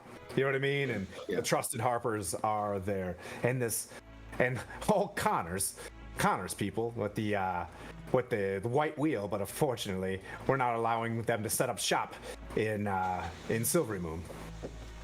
What's the deal with the white wheel? It's some sort of storefront. It's like what is it? And he kind of looks. He's like, the Zentarum are trying to become goody goodies now. Good luck. And he's just like, he slaps another book, he throws it into the thing, and he's just like, he collapses a telescope, he sits it in there, he gives a kiss, and he's like, oh, one more time.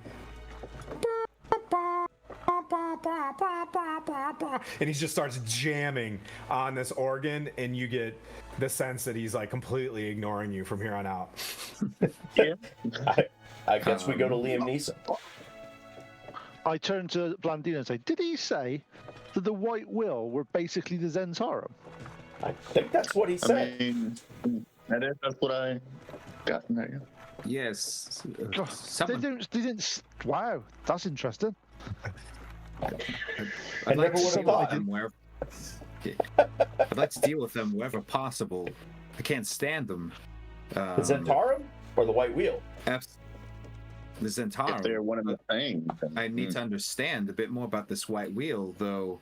Gonna get the vibe that this information, and he kind of looks over at the guy playing the organ, might not be reliable to take any solid action with. I like to be careful before He's not making... looking completely stable today. Yeah. You can tell This guy's not well. And I was like, before making new enemies, I'd like to be sure. Can I do an insight check of him just to see that actually had any ring of truth to it? Of course, Quint would do that. of course, Connor would check to see if his organization is on the up and up. No, he's 20. you get the sense 23. that you knew that he rolled with the stronghold, with the what is it, the Skyreach, with the what were they called, the Duchy of Skyreach. Duchy of Skyreach. That he's probably just throwing a barb at Connor. And he chucks barbs often, you know what I mean? So you're like, okay, I get it. In a good way, Tom. But yeah. All right, before we depart the room, being that he did mention his wife being dead, I will, while he's on the organ, pat him on the back and say condolences on Asa, and I'm sure she's off in the positive plane somewhere. He just somewhere. stops.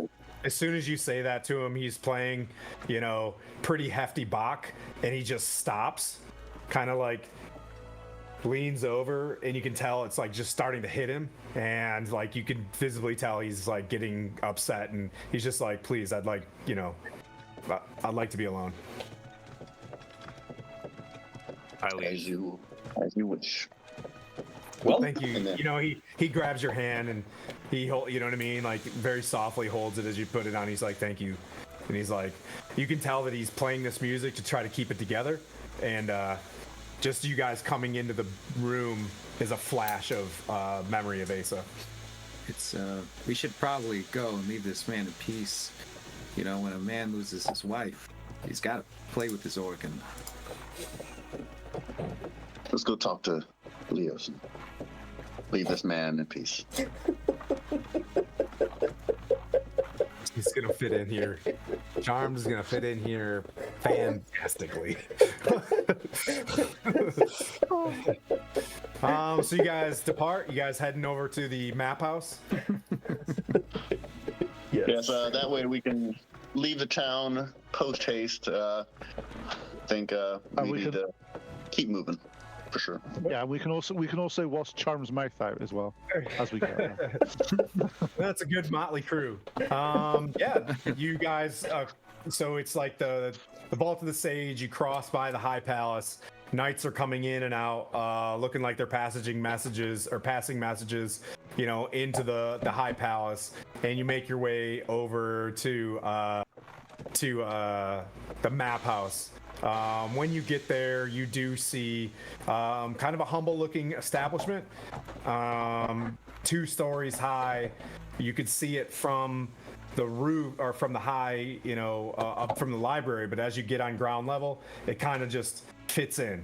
So you knew where it was at. You make your way to it. You come up to a wooden door with a harp on it. You still have a badge from the. Oh no, that wasn't a Harper badge. Yeah, that was I have a Harper the Tribor badge.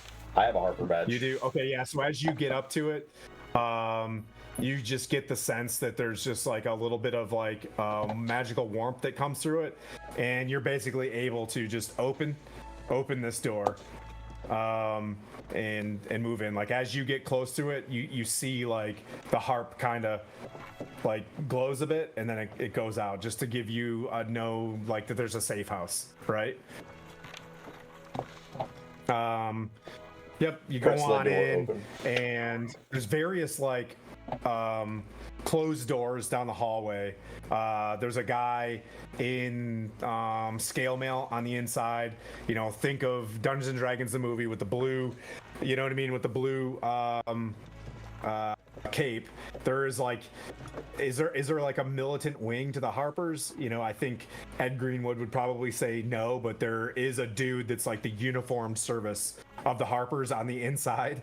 You know what I mean? And he's just like kind of, he's like, okay, who are you to see? We're here to see Lord Leosin. Oh, yeah, he's busy, in the study, and he kind of points you down to the hallway, down the way. He escorts you in, and you see a mustachioed, like high elf, black hair, very, common clothes. very not trying to look with a lot of pizzazz. And he's sitting there, and he's standing over top of a map, and there's various pins in it, and he's just kind of, pensively looking down, and he nods and he talks to probably another Harper, and just like, okay, thank you very much, and they walk out, and he's like, please, news from Everland. Yes.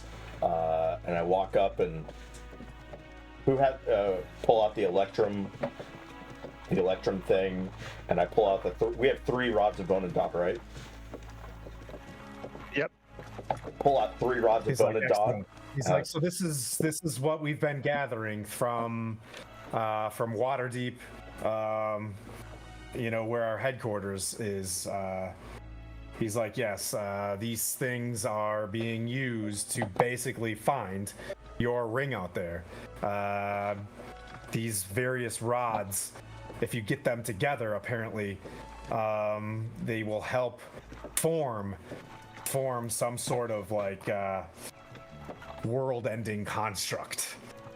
That's all we can imagine, and we're assuming the fire giants are behind this.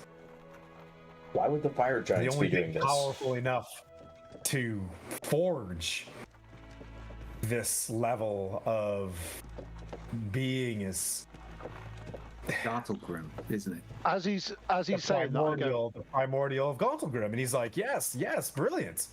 That's right. As he says that, I said it's not just the fire giants that could work this. I'll let you know. There's a whole mountain further up north full of dwarfs. I'm sure there's something there that can work with this. Yes. He's like, I have it on good authority that Felbar would probably know this. They are, they are pretty crafty, and they're closer by. I think that they would have more knowledge on how this could be stored. Unfortunately, we fought the War of the Silver Marshes. Sundabar was wiped out. This is, I can only tell you that I don't know what to do with this, but it's got to stay on the move. And you're going to have to make a decision on where you're going to put this. And if you think it's Felbar, I can tell you right now that the High Marshal is not going to allow this to be here. Just in terms of how much of a threat it is and how powerful those fire giants are. We weren't planning on leaving it here. This is just to find some information out about it and take this to Felbar. It is used to dominate other giants, and I believe it was used during the what was it, the Draco Rage? The Draco Rage. The Vonendod was a massive construct built of adamantine. It's like a world-ending shit show. I like this guy. Leo Sin's, he's oddly pretty sounds like straightforward. He's been Liam in the Neeson. business for a while. Liam Neeson. Yes, I have been called Liam Neeson before for a couple years by the Skyreach, the Duchy of Skyreach. There's some silly gooses. Geeses. Silly geese. This is the Harpers, right? This is the Harpers. Yeah, indeed. I will speak up and say, I was wondering if you had information, as we were led to believe, regarding the White Wheel, the Zentarum. Yes, The we are possible allied. connection. We are allied to the White Wheel, with the Harpers. Connor, I believe, from Darkhold, runs this organization. I'm getting a lot of mixed signals from different sources. Is there something good, bad? Do we need to work on eliminating the Zentarum's influence, or? Well, the Zentarum are currently, through Ryan Nightshade, we're working loosely with us in the defeat of Tiamat. So right now, I would say we're still in the lesser of two evils with them. This giant upheaval poses a grave threat to the balance of power in the north. I have it on good authority that the Harpers, the Lord's Alliance, the Order of the Gauntlet, and the Zentarum, believe it or not, are all taking steps against the Giants' depredations. Giants and dragons have a long history of conflict, and I suspect that the dragons may have something to do with it. I don't know how, but we need to get this info to Felbar. Or Felbar, Sundabar, poor Sundabar. Taryn's great-grandniece is nearby at the Hawk's Nest. Taryn's great-grandniece are soon to be recalled to Elturel by the High Marshal. The Hawk's Nest is our fortification that protects our eastern flank. It's a stronghold of the Order of the Gauntlet. I can pass you these warrants to who would accept it as members of the Harpers to retrieve more, and he holds the torque up, retrieve more artifacts like this. And I can tell you, your renown in the Harpers will increase by more of these artifacts and usage of our teleportation circles. Which the nearest one's in Everland, and I'll try to fix your reputation there. As he looks over at Point and kind of smiles. I thought it was funny, but not everybody thinks that's funny, especially the Dungeon Master. I will reach out and accept one of these if it's possible, as I'm not affiliated with the debacle and am. He's like, obviously, balance of information and bringing good through information is our edict, is our ethos as the Harpers, and the free sharing and of this information, to keep the Lord's Alliance in check. Previously, the Arcane Brotherhood. But working together is important, and he just reaches out to anybody that also would like to join. And obviously, you, Blandina, you're already a member. Yes. See. What are your policies on infiltrating the Zentarum and destroying them from the inside? Well, I'll be honest with you. Are the Harpers and Zentarum bitter enemies? Possibly. We are very grateful to Connor for fracturing off the white wheel of the Zentarum by getting in under Ryan Nightshade, who lives in Xanathal's tower now. That's where they're currently, and she's got a pin with a Z in Xanathal's tower near the Grey Peaks. And she's like, so we know where she's at. She's licking her wounds as the Zentarum were fractured, and I can only presume that in the near future there will probably be an attempt to gain back that half of the Zentarum. The Zentarum being the more goodly, straightforward version of the Zentarum. Did you say Xanathal's tower? Xanathal's tower, yes. I'll look over at Quint. Hey, Quint, didn't we have some business in Xanathal's tower? I don't think we did. So yeah, that's the tough. Xanthral's keep. Different than Xanathal's tower. I think they were using X's on just about anything. Okay. You know what I mean? So, Gotcha. Where would this be in relation? Is it on the map? Xanathal's tower? Yes. The Grey Peaks. It's to the south of, just to the south of the High Forest, near, the Grey Peak Mountains. Xantharl's Keep. That's what that. Okay. Yeah, okay. I will kind of there we go. I'll look to the group and say,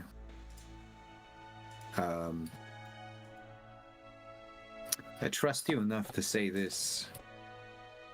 I have a score to settle with the coward that has licking her wounds in that tower. I know we've got an overall mission to uphold, so I put my personal matters aside. But if there's ever an opportunity, just know, like any of you, for your own needs, I'd help you take it. I hope you help me if it comes down to going after someone like this, who is discernibly evil. Well, Just for as a new member of the Watchers of the Harpers, anything that you can find. I mean, we don't want to actually cause all-out war with the Harpers and the Zentarum. So if you're going to do that, No, make no, that of course make not. that a history Talkins thing and not a by with and through the Harpers. I would never. I work very closely with the ability to discern that I do not represent the Harpers, though I do have great respect for how they've handled situations so far. And if I remember correctly, there were some Zentarum that joined in the Well of Dragons, right, Connor? Or was it just White Wheel that went? It's just the White Wheel because Zentarum were being dicks. That's right. Okay. Yeah. So we are not aligned to the Zentarum proper. They have went real dark. Probably trying to figure out a ways to, do their trafficking of sorts that we don't speak of, and you know what I mean, like just all around bad, icky bad stuff. Absolutely. So, But whatever you can find, yes, you are definitely warranted to uncover and subtly, unweave them. But if you need any help, please, come back to us if you're going to make any big moves on behalf of the Harpers. As a representative one, it'd be good to know. if I can, I will. And who wants, he's got these warrants. It's like, is there anybody else interested in becoming a member of the Harpers here? And he's got the little book out, and he does. Oh, okay, excellent, yeah. Yes, of course. And she just like appears from the shed. So, oh, perfect. Yes. He's just like, excellent. And You passed. yeah. There's a tiny pin. He's like, obviously, I wouldn't wear this where anybody can see it. But if you come across a I've got safe plenty house, of layers. yep. If you come across a safe house, you as fresh watchers of the Harpers are always welcome. And you, Blandina, having been a member for quite some time and doing good, hands you a pouch. It's got 50 gold pieces in it, and another Harper badge. These ones are in silver that you guys have. This one's kind of gold, but the same side. And you've been elevated by Henry himself as a Harp Shadow. Wow. Which is our second rank. It's an honor. I don't even know what to say. Mirren, did you want in on this? Gwen? So, Anybody? seeing the benefit of information and all that it provides, I don't know if. Oh, if it's not for you. I don't believe it is. No. Okay. All right. I may take you up on your offer maybe further on down the road. At the current moment, I'm not quite sure if I can commit to your organization, but I have full respect for it, though. We're shorthanded after the war, after the battle, and good upstanding adventurers like yourself, with the guys in the guile and the cover of the Grifters of Everland, no one would know that you're actually, goodly. And we are proliferating this across the realm. And he just looks at Point and smiles. And he's like, and he hands you a Harper pin. Huh? Yeah? You want? I said I'd only sell it. There's no point. And he takes it back. And he's just like, oh, perfect. You're going to make an amazing agent. And I'll say, Whether you like it or not. And I'll say, the Celestial Vanguard thanks you. If you want, I did hear that you do have an audience with the High Palace. Or is there anything else in Silverymoon that you need any awareness of? Well, we've been told to go to the Margathor's Tower. Or, the Margasters. And he just kind of looks at it and he's like, oof. I have heard They're obviously they have like a staycation or a vacation home here where they send their kids to the Strixhaven. I don't know where Strixhaven actually is. I'm gonna pretend like it's the Silverymoon. Sounds like a fancy school. They created Silvery Bards. It's the worst. They send their rich, the rich kids, the Margasters, and he's like, they're on the other side of the river. You know what I mean? Like, so you can tell where the Mythal actually is. They're on the other side of the river. There's a pretty powerful doing, deadly magic stuff. The Margasters are on the other side. You can find their tower pretty easily. If you cross the Moon Bridge, they're on the opposite side of it. Oh, so they're outside of the Mithril. Yeah, the Mithral's on this side of the Rovin River. Well, thank you. That's what we need to go to. The Mithril can expand under, say, when the Battle of the Silver Marches and Arathator were romping around. It can expand there as we dismiss people that are on the up and up. What is the Mithril in this context? It's just a protective barrier that shuts down magic. Oh, okay. Got it. It's called the Mythal, I think, something like that. Mythal. Yeah. It's a magic Mythal. But yeah. Mike Tyson. Got it. Okay. Right. But yeah, he's like, you guys are welcome. You got that 50 gold. It's a pretty decent payout. Another 30 days, and I think the White Wheel will give you guys a payout as well. Unfortunately, there's no White Wheel here, although we do have a agent down the hall. Do we need to go see the White Wheel? I look around. No, I do. Sorry, Mom's home. If you guys hear dogs barking. Please, Leosin's Labrador is just like barking. You guys hear? You know what I mean?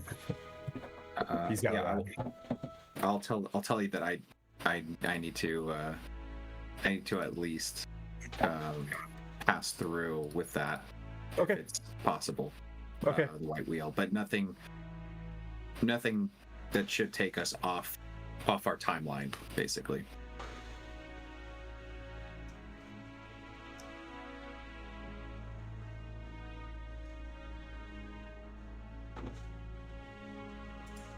Up to you guys. Well, while we're here, we're in I mean, if it's just down the hall. yeah.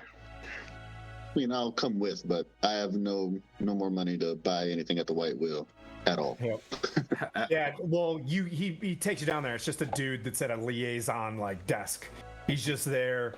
He's got a book. He kind of looks kind of bored. And just kind of sits there, and you can tell. He's got robes on, and it's got the indicative white rim around his wizard sleeve. Kind of sitting there, and he kind of looks up at you guys, and he's like, hey, he's like, Kelvin, Warden, how can I help you? I believe Christopher, our friend Christopher wanted to talk. Please have a seat. Yes. I have interests with my order to make connections with the White Wheel. I understand you've splintered away from the Zentarum, hoping to take them with the resources. He kind of he's like, your order. And I say, you haven't received a missive that would herald my meeting here. And he kind of looks, and he goes through things. He's like, well, if you're affiliated with the Grifters of Everland, then yes, and he kind of just writes this down. He's like, are you on contract then? Are you joining one of the? And he's like, and just so you know, all of you guys, because you're on payment with this, all of you are, acolytes in the White Wheel. That's in order to get paid, period. Is the opportunity here, is there an opportunity or an incentive here to reveal to this individual, even subtly, what you've confided in me above table, or below table, or side of the table, whatever. It depends on what you. This is your agency, but Right. you got bargains and deals on either side. Right. Who's trust? I Whose don't trust trust. you want to? Yeah. I'm very careful. I don't trust the being so open in the air so far with this, especially with the Zentarum, Yeah. not knowing where it all stands. He sits you guys all down, and I'll let you think on this for a little bit because you'll be here for a while. And generally speaking, there's a white wheel pretty much everywhere. But as you guys get in there, you can see that, at least for this party, they're kind of familiar with the goings on. And he does mention for the first time ever, he's got like a ledger out there, and he's like, the Monarch has offered just like any of the other factions, a rank structure amongst ourselves as well. And if you're going to continue signing on with this, he's like, I'll have to ledger you guys in as acolytes of the path, of the white wheel. There should at least be one of us if we're traveling to get the benefits of these resources. I feel if this is truly the mission statement of the White Wheel to work away from the evil of the Zentarum, I'm interested. Okay, but just so you know, I forgot how you wanted to do this, Connor / Pete / Point.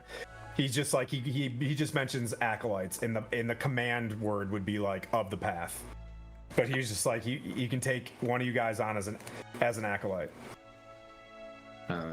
Yeah, if that works with what I believe, like with the limited information, and hope I don't misunderstand. Like I don't want to join something that's going to be like, I serve the Zentarum's Scientology face, the celebrity. So bottom face line aspect. is the Zentarum. They still want to do like some, from what I'm tracking, some in trade, lots of information, but less restricted as the Harpers are in terms of being like super goody goodies.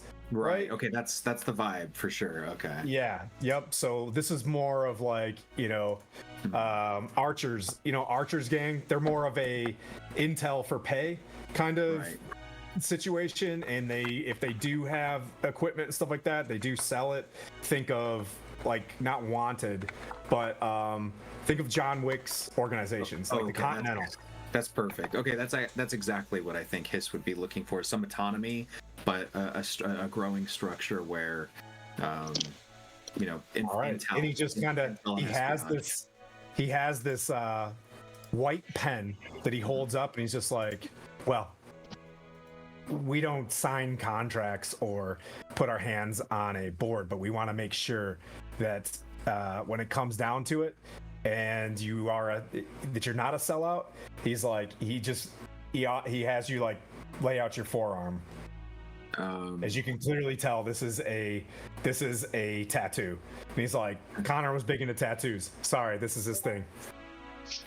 So could I persuade him to just say, I have incredible religious beliefs against the marring of my flesh, and in terms of espionage, I'm not quite sure what the benefits of this tattoo would be, or if they could even magically outweigh the obvious disadvantage. Get a sense that it would take a significant amount of magic to be even able to see it. A significant amount of magic that could be detected. You know what I mean? Like it won't be visible. Yeah.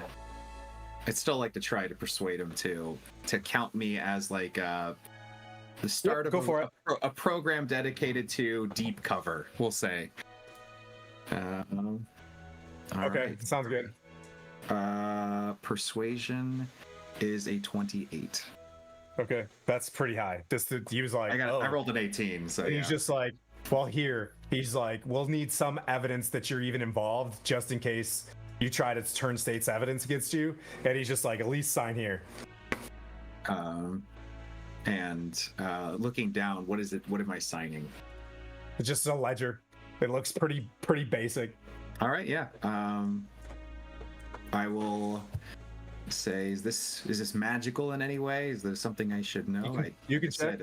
You can check. I'll do detect magic. Let me Yep, make sure it's that I have magical. this good to go. It looks magical. You can see other names just forming inside this as you're writing it.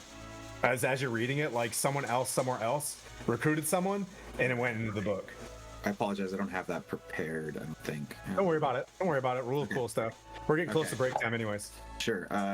What's the? Can I do a knowledge arcana to determine the nature of this magic, or is this guy going to tell me? I feel like the indoctrination without information is very unsettling. We'll go through this. We'll go through this on a sidebar kind of situation, and you know what I mean. Like if all of a sudden, you know, Charm's agency doesn't like it as much as Histofer's does or whatever, we can just be like that. Oh no, sure. Like, but for all intents and purposes, it's like almost like a neutral good kind of like it's a you know.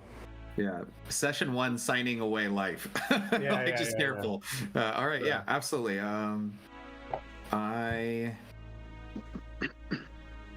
Let's see. I got a 17 on Arcana to see if it's binding in any way, or if I get to basically just it's as just proof of like being in the roster, and you get the sense that when he signs its thing, the name like will show up and then it disappears. It's just like a book, and he's just like the only place and the evidence of where your name is in Darkhold, and he's like, I don't know where that's at. Nobody knows where this place is at.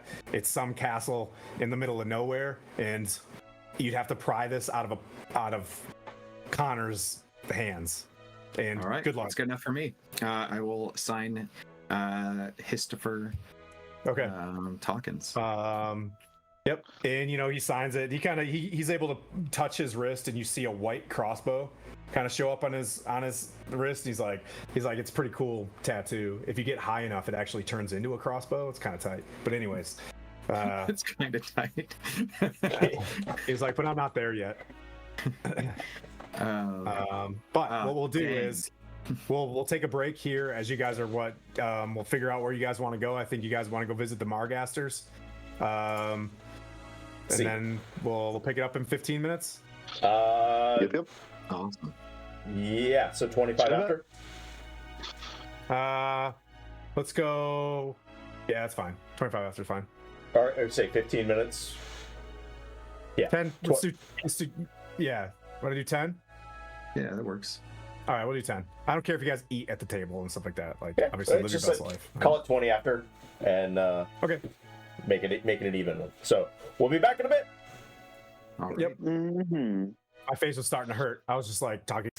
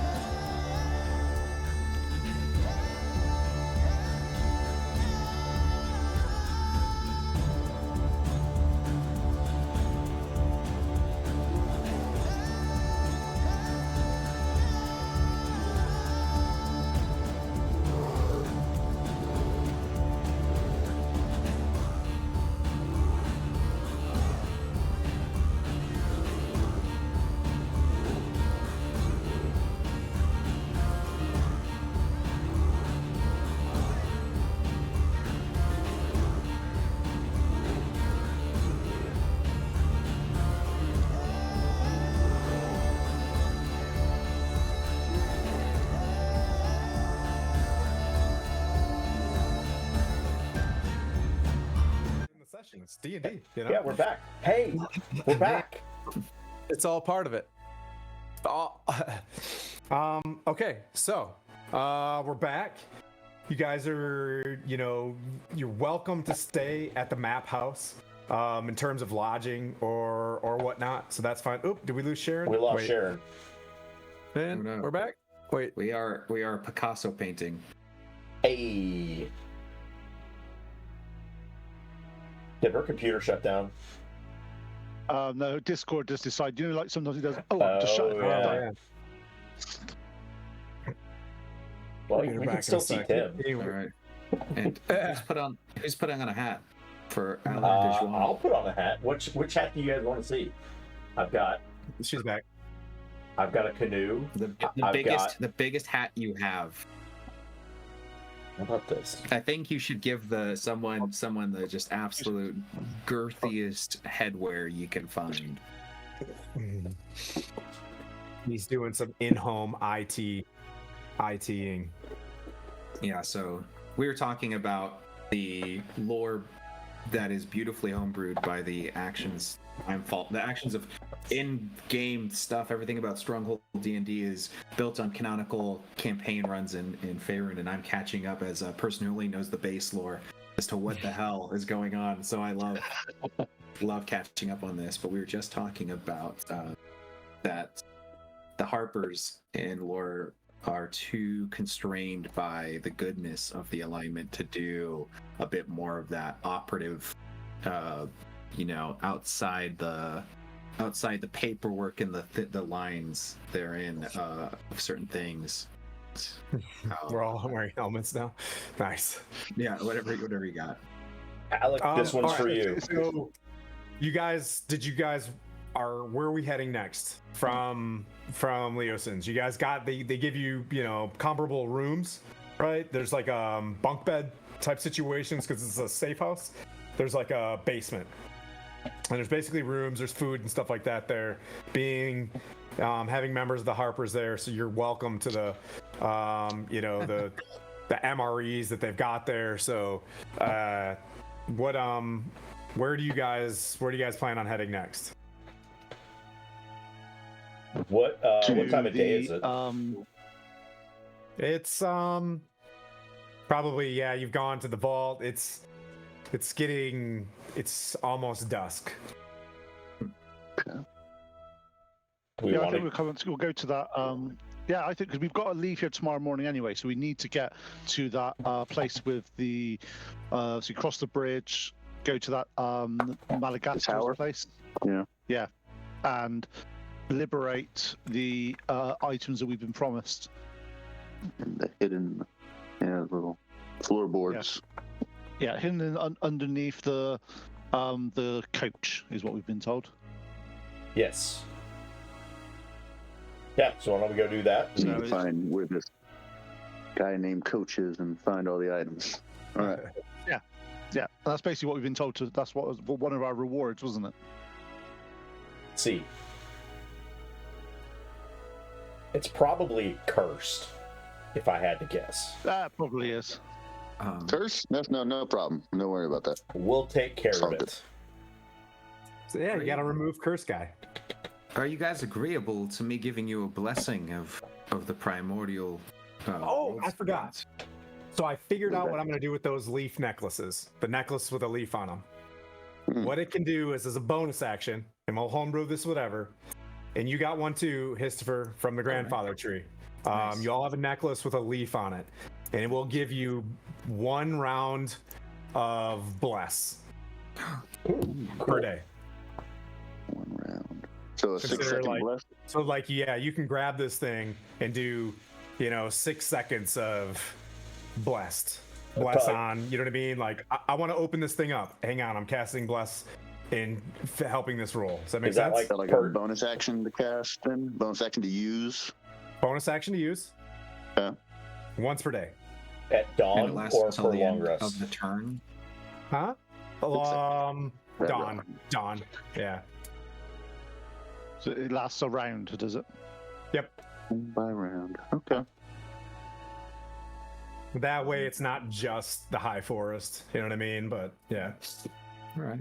Like it. Like it. But that being said, yeah, wherever, I'll let you guys take charge and go wherever you want, talk to whoever you want to. Leoson's there. What's this guy's name? Kelvin Warden. I was offering everyone a blessing of my from the divine power that I procure my magic, the primordial world serpent. I said it's gonna give you, if you wish, the ability to resist poison and be hardier against all poisons.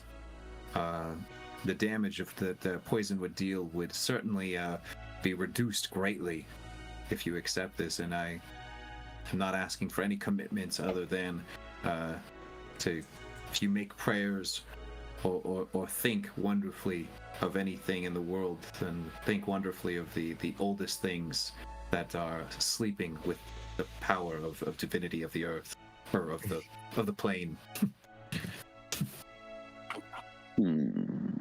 Very fancy. And it will be basically protection against poison, which is resistance to poison damage and advantage against all saving throws against poison. How long's that last? Let's check. Protection against poison.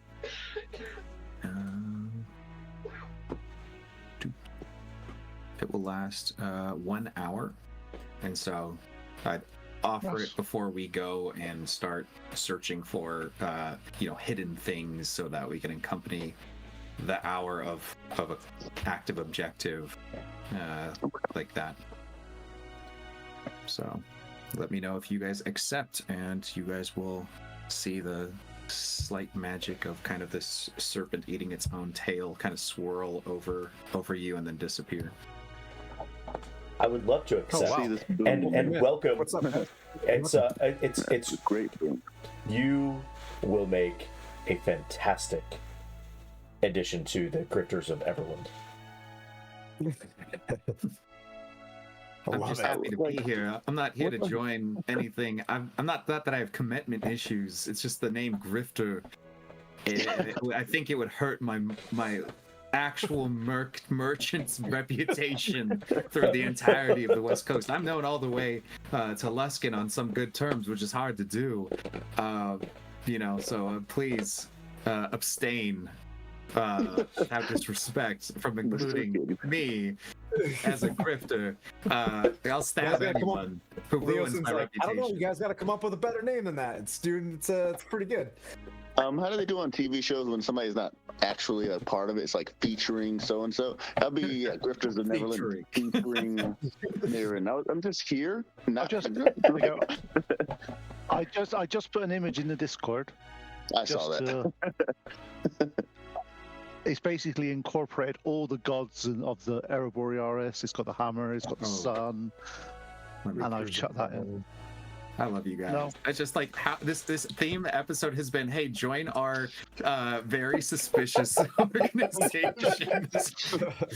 It's 100% not a cult. Not a cult. Oh, man. Yeah. Okay. So, got it. Where we headed? I need to mark down how many charges this uses, so if you guys could tell me how many people want resistance against poison and advantage against it, or if it's not something you would do because accepting the power from no, I don't need it. I actually don't need it because I'm a dwarf. That's right. Thanks, Pokemon. I will take your boon because it will allow me to battle longer and harder if I need to, and achieve the glory that I so seek. Excellent. I will also accept, as I want to accept all of the boons and all of the favors bestowed upon me, as I am a princess and I deserve it, first off, but also I'm a wizard and I will die without it, so. It's like a opposite of you're like a passenger princess, but for boons. Correct. Oh, that's gonna help me? Nice. Yeah. Right.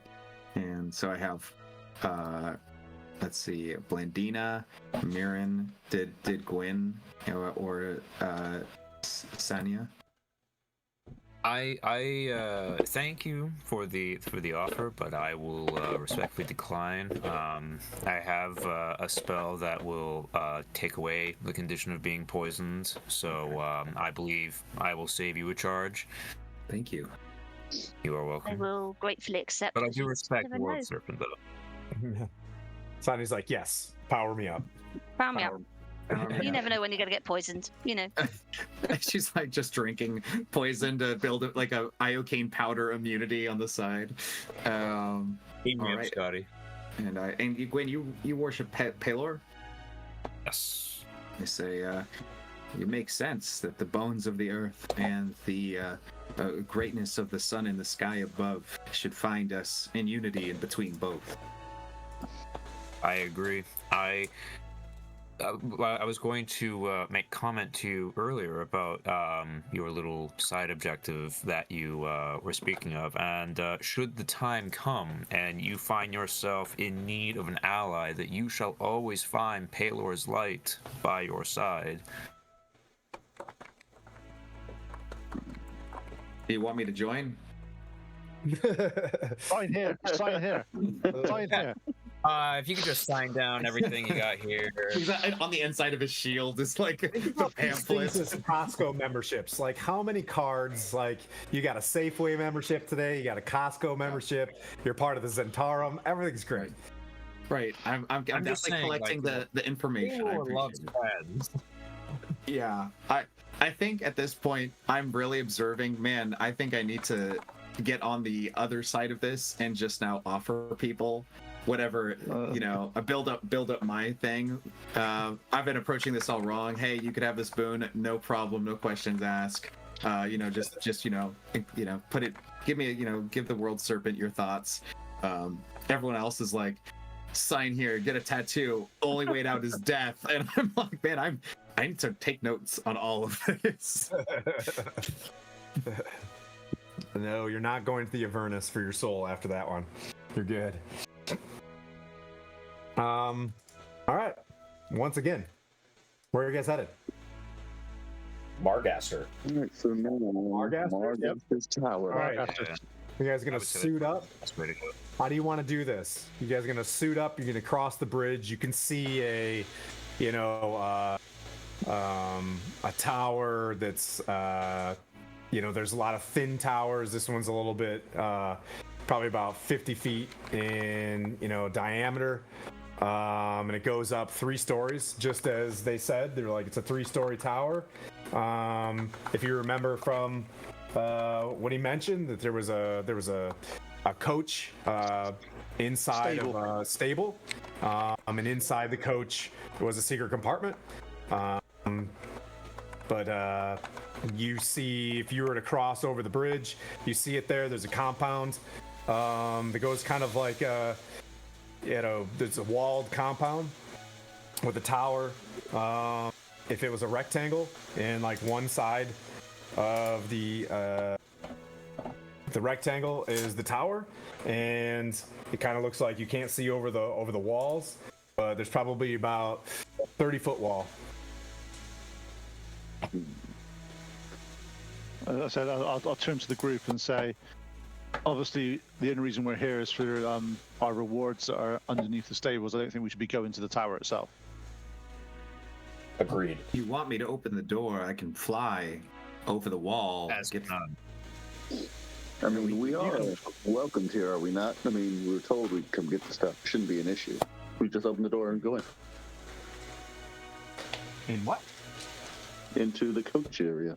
Into I the was just stable. so imagining we're not welcome here. Like, sorry, I was born cesarean section. I have to use a window instead of a door whenever possible. I mean, being that we were told we can come get the stuff, I have no expectation or thoughts of anyone being hostile or otherwise towards us. So I'm walking towards what I appear or presume would be the stable. Just watching arrows just fill you. Yeah, so there is a there's like a gatehouse that you can walk up to, and there's a gate. There's like a portcullis that is closed. If you look in there, you can see 2 guards with spears standing directly in front of the coach house. I'd like to do an insight check on just this situation. How do I feel about the overall? How does it feel? Like, is it ominous? Is it like? Does it feel right? Yep. Go for it. Go for it. That's a 17. Your overall vibe. Yeah, my overall vibe. So you've walked around several places. There's no guard that's at the portcullis itself. There are 2 guards. If you look inside the gate, 2 guards just looking straight forward, and they're looking at a tower that's probably like 40, 50 feet in front of them. And they're just standing in front of what is clearly the stable house. If you go to camera Krista. Yeah, Krista Cam. got it. Hey, Put, did we have a writ or something that gave us permission to come here, or we were just told to come here, right? This was straight up, I don't like my family. Here's some stuff from my family that you could steal from, was what you guys got. This was not a you're welcome to come here. This was a hey, I know where there's a bunch of magic items that like are held by terrible people. I'll see. Yeah, I did not take it that way. If that's the case, I'm going to mage armor. Okay. I suggest one of 2 ways. Some of us can fly over the wall, open the door, or alternatively, I am known as many circles, squares, ovals, rhomboids as the Silver Tongue. I'm happy to smooth things over with a bit of charms, if you know what I'm saying. I'm also an enchantment. I'll whisper to you. I'm an enchantment wizard too. We're gonna get along famously as we take away the thinking space out of those empty heads, no doubt. I look I've forward got to a it. fever, and the only prescription is more enchantment.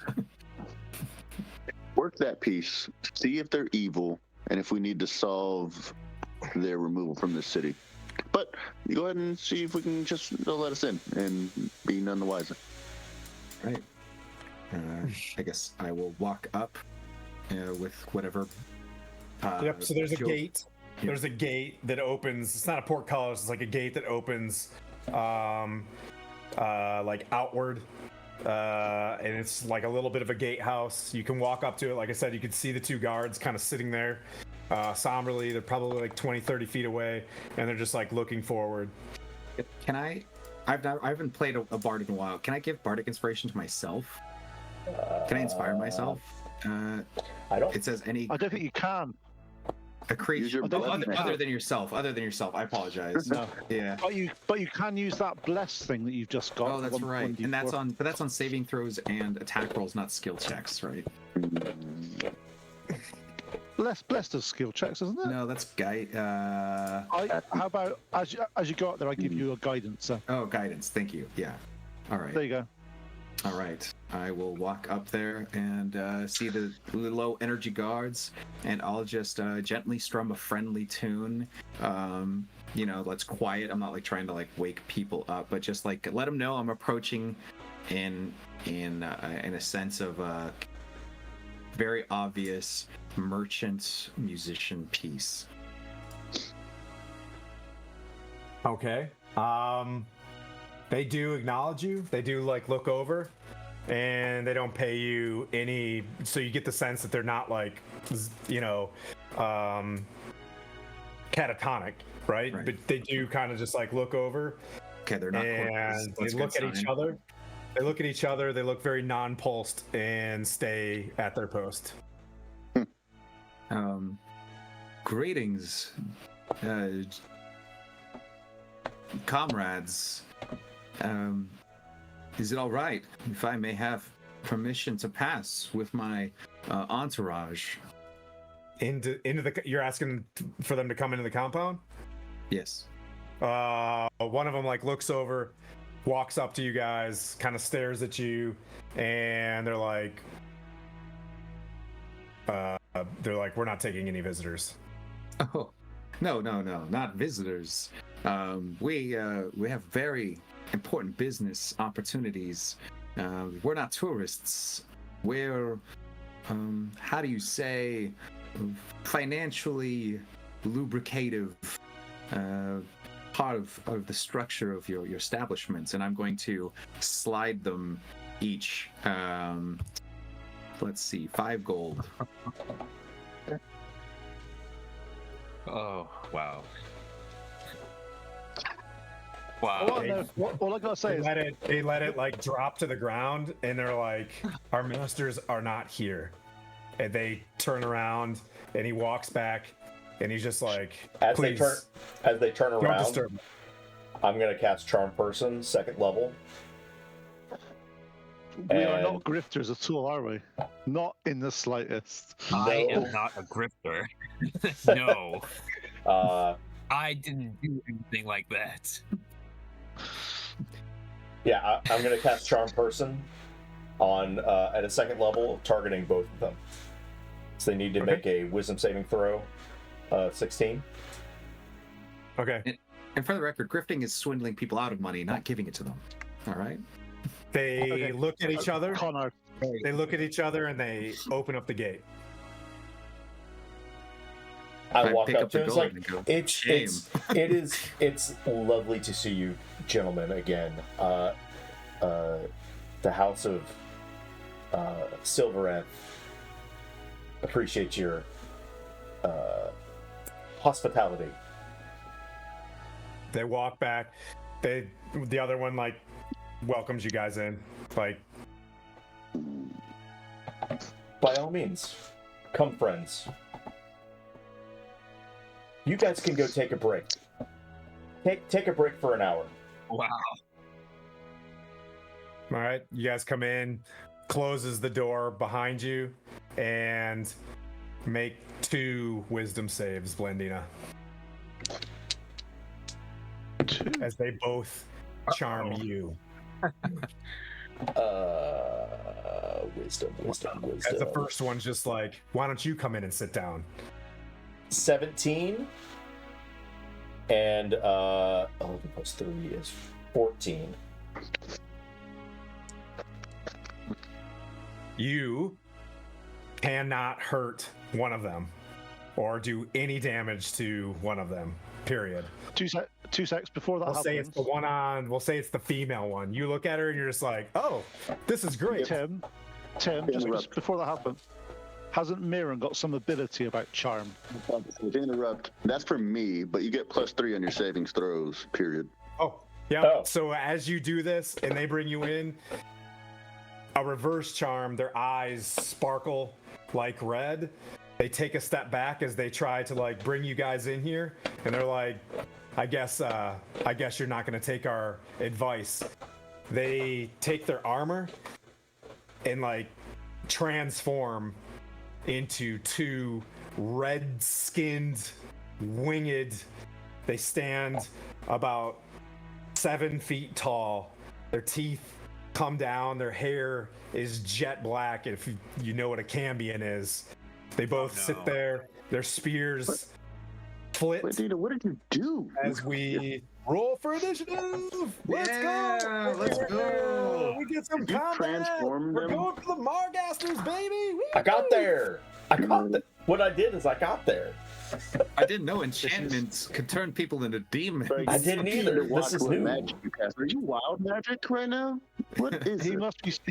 He's a strange form of wizard that I've not seen before. Is all I'll say. You gotta watch your cat. She. Mike, you're the best wizard I've ever seen, Blandina. So much. I'll say so much for the Celestial Vanguard turning people into devils. God. You have to change your name again. maybe the real magic was the devils we made along the way. Yeah. I'm really good at initiative. It's like one of my favorite things I can do. I'm not, You love but I initiative? rolled really So- well. All right. Anybody above 25? Or anybody above 20? 22. Blandina. 15 to 20? 17. Mirren 15. Okay. Vanya. Mirren. 10 to 15? Oh, here we go. 5 to 10? 8. 6. Who had 6? 5 and 5. You I had had 6, Charm? No, sorry. Neil has 6. I have 8, and Pete has 5. Okay. Holding up the rear as always. I mean, it's I'll bet you guys.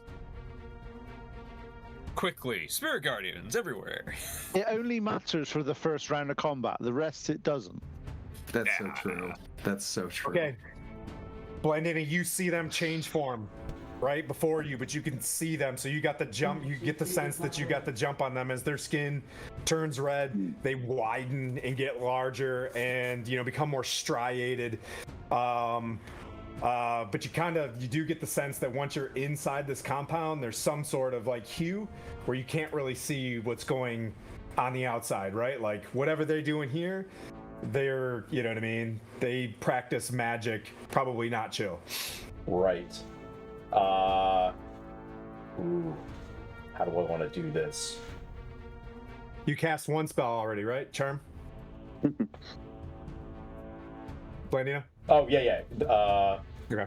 Yes. Yeah. Let's see. Is that able to? Yeah.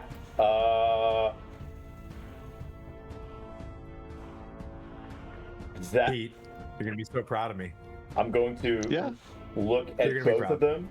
It's like that wasn't very nice, and I pull out my new black wand of the mage and cast Tasha's Mind Whip at a 2nd level. Okay. Targeting both of them. Okay. They need to make an intellect saving throw. Okay. Of 16. Okay. Oh, they both rolled terribly. The first roll was really good. Okay, so they take 3d6. Yeah, 3d6. So that's 6, 8. So Go they're ahead gonna and do one roll and hit them with both of them. You know what I mean? Yep. Like if you want to. Yeah. Well, That's up to you. it's the same. So it's one roll that hits both of them. So they take 8 psychic damage, and they can't take their reaction for the next turn. And on its next turn, they have to choose move, action, or bonus action, and that's it. Okay. And then, am I within melee of them, or? You can be. No. If I'm not, I'm gonna. You're not within melee. You're at 10 feet. And This kind of happened like right there. You're at 10 feet, and you should be good. I'm moving back. Or just out of melee. Yeah, I'm moving out of the way. Okay. Behind, behind the meat shields. His is not a meat shield, by the way, just so you know. Mirren and Gwen generally take that role. I shall go into the fray. Yes. I shall go. That's so epic. I shall blindly go where no one has gone before.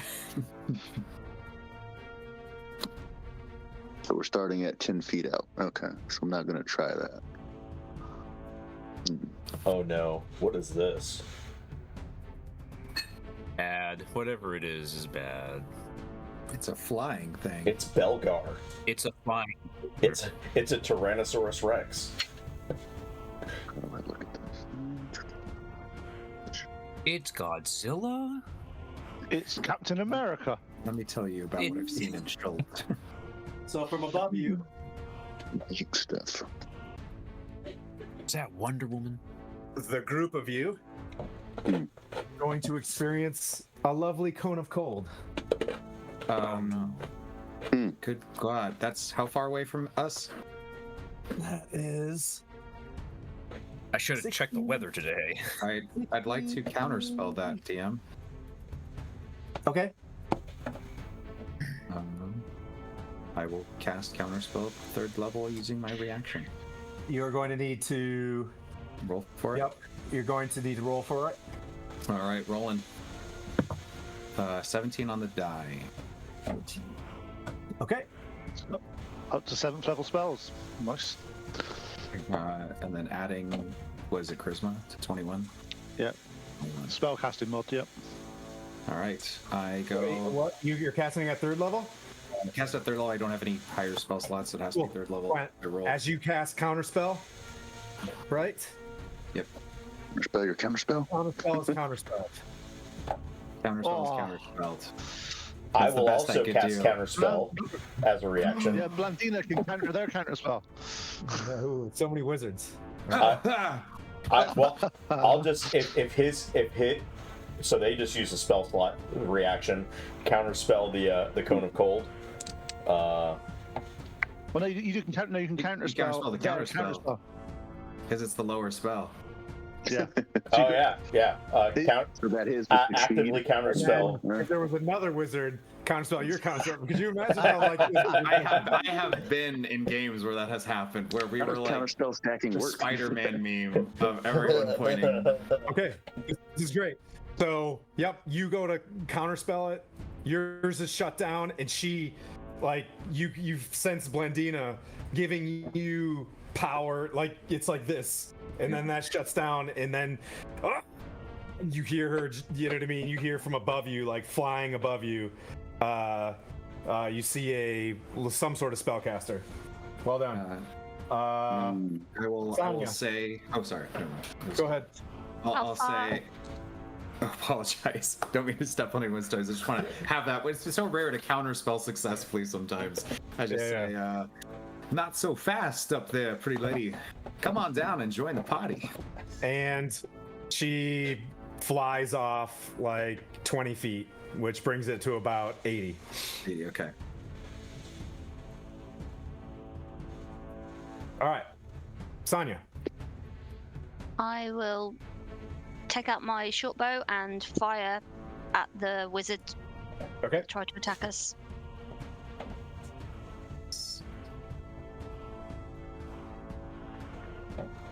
Does a 25 hit? Yes. Holy shit. As it flies through 2 different types of barriers that she has on her, you can tell there's mage armor and shield, and just like Dune, your arrow makes it through both bits of shield.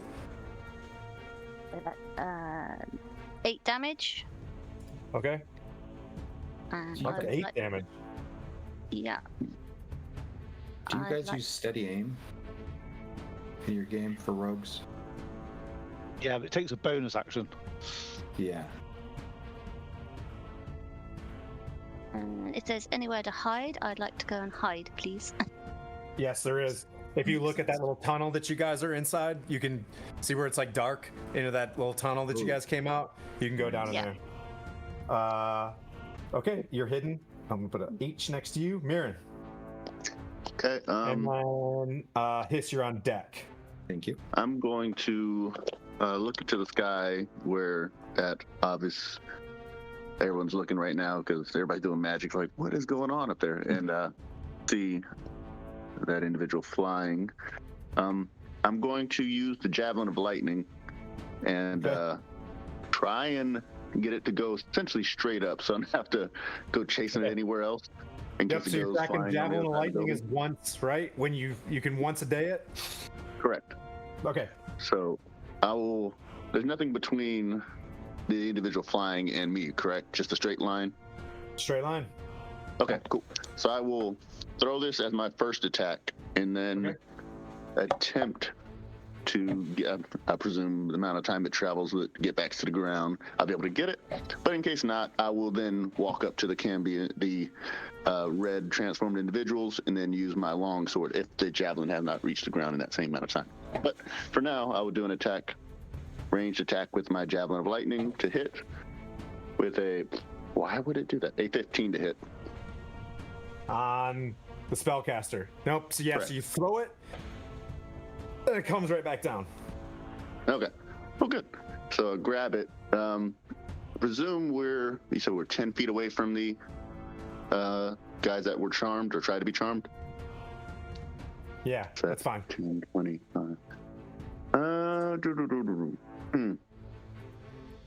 Is there a way I can position myself to have them in line of each other?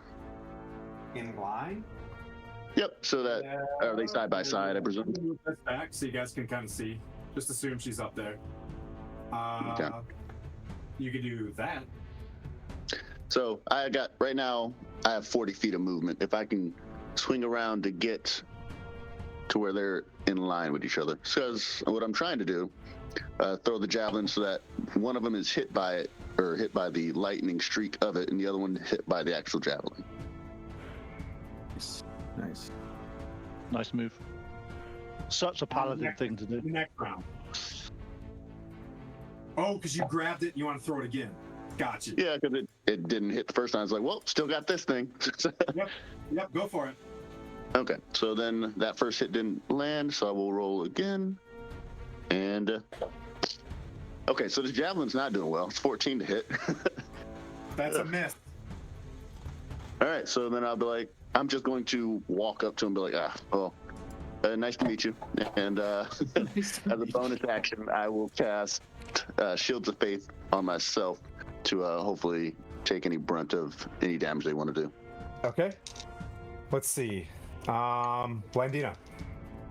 The two Cambions are going to take their action, and only their action. Correct? Correct me if I'm wrong? Yep. They're going to fire ray you. Were they successfully charmed? I can't remember. No, they were not. Okay. Yeah, they rolled 19 and a 17. Yeah, okay. 20 and a 17. Yeah. Hey, you did great with the counter spells. No, it's good. You did good magic stuff. I don't know why I couldn't remember. It was like, yeah, they transformed. That's dumb. Does a 14 hit? No. Does a 20 hit? Yes. Okay. Even with shield, it would hit. It wouldn't matter. You've already counterspelled. Oh yeah, that's true. Oh wait, she counterspelled. Did she shield as well? Yes. Preparatory. I learned this. Preparatory. 5, 6. 6 fire damage. Rolled real low. As this thing just a ray of fire misses you, and then the other one hits you with it. And then you can tell that they're just targeting you because you just shut down their master's spell casting.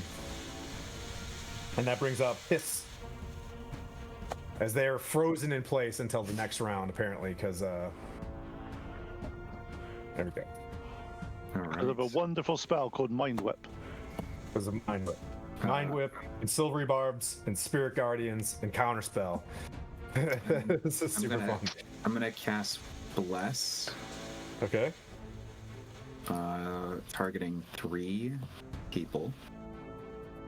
Those 3 will be Sanya. I'm so sorry if I'm so bad at this. It's gonna be the Rogue, the Paladin, Gwen. What is your character? He's the I am cleric. a Asmar cleric. Asmar Cleric. And then Pete, what are you? I'm a Spirit Guardian caster, apparently. Okay. Then I Wizard. will wizard. You're a wizard. Yeah. You're a wizardary. Ooh, it's Uh, a bonus action left. Nice. Yeah, the third person will be then the Neil's character Gwyn. And so each of you are under the effects of Bless, and I will use my Cleric of Order ability that when I cast a spell on an ally, they may make as a part of their if they want to use their reaction, they can make an attack with a weapon in their hand. Because Sanya is hidden, I can speculate she will have advantage. Is that a safe bet that she will get the opportunity to Yep. sneak attack? Thank you, by the way, for the bless. Got you, no problem. I don't do damage. I make you guys do damage harder. So, Sonya, I will elect if you want to use your reaction to make an attack at advantage against any perhaps soft targets you might choose, and hopefully mess them up. Well, you see, I don't really do damage myself either. More or less, I'm more like a band-aid. It's like, oh no, the real cleric is down. Band-aid. Well, if you end up concentrating on anything, there's less for you there. That's fair. Poison. That's fair. Poison / Gwyn, you're up. Hang on, Oh wait, no, that's only my action. I have it. Oh God. And Sanya gets an action based on that as well. a So, reaction, yeah. yeah, a reaction. No, I will pop out my hiding place and fire at one of the. I'll fire Cambion. at the wizard again. Okay, the wizard. Good. Yeah. Sure you don't want the Cambions? Okay, fine. Nah, the wizard. That's a nat 20. Oh, it's a crit sneak attack. Yes, yes. Awesome. This feels so good. Huzzah! Okay. Trying to think here. Oh, wrong one. Holy shit! That's amazing. So, That was really good. That was That was really the good. move we needed to make. I'm high fiving the shit out of you. 30. So much damage.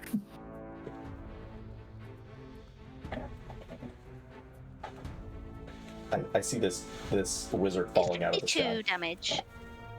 How much? 22? 52. No. 5. Whoa. 2. Oh my god! Just falls from the sky and perishes. You guys should have more broken characters. It makes it fun. Just like falls from the sky, crashes, and takes another 36 damage of falling. Ouch.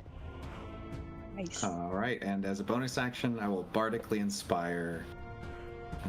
Jesus Christ! How much? What else you got? I just cast one spell and one bardic inspiration. I don't know what the big deal is. So Tim, are you still wanting to target Puent and his spirit guardians? So I will bardically inspire the guy who seems to do a lot of attacking and is probably closest to the enemies, and that'll be well, let's see, you've already got bless.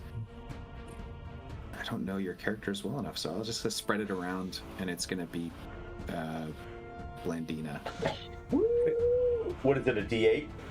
A D8, yeah.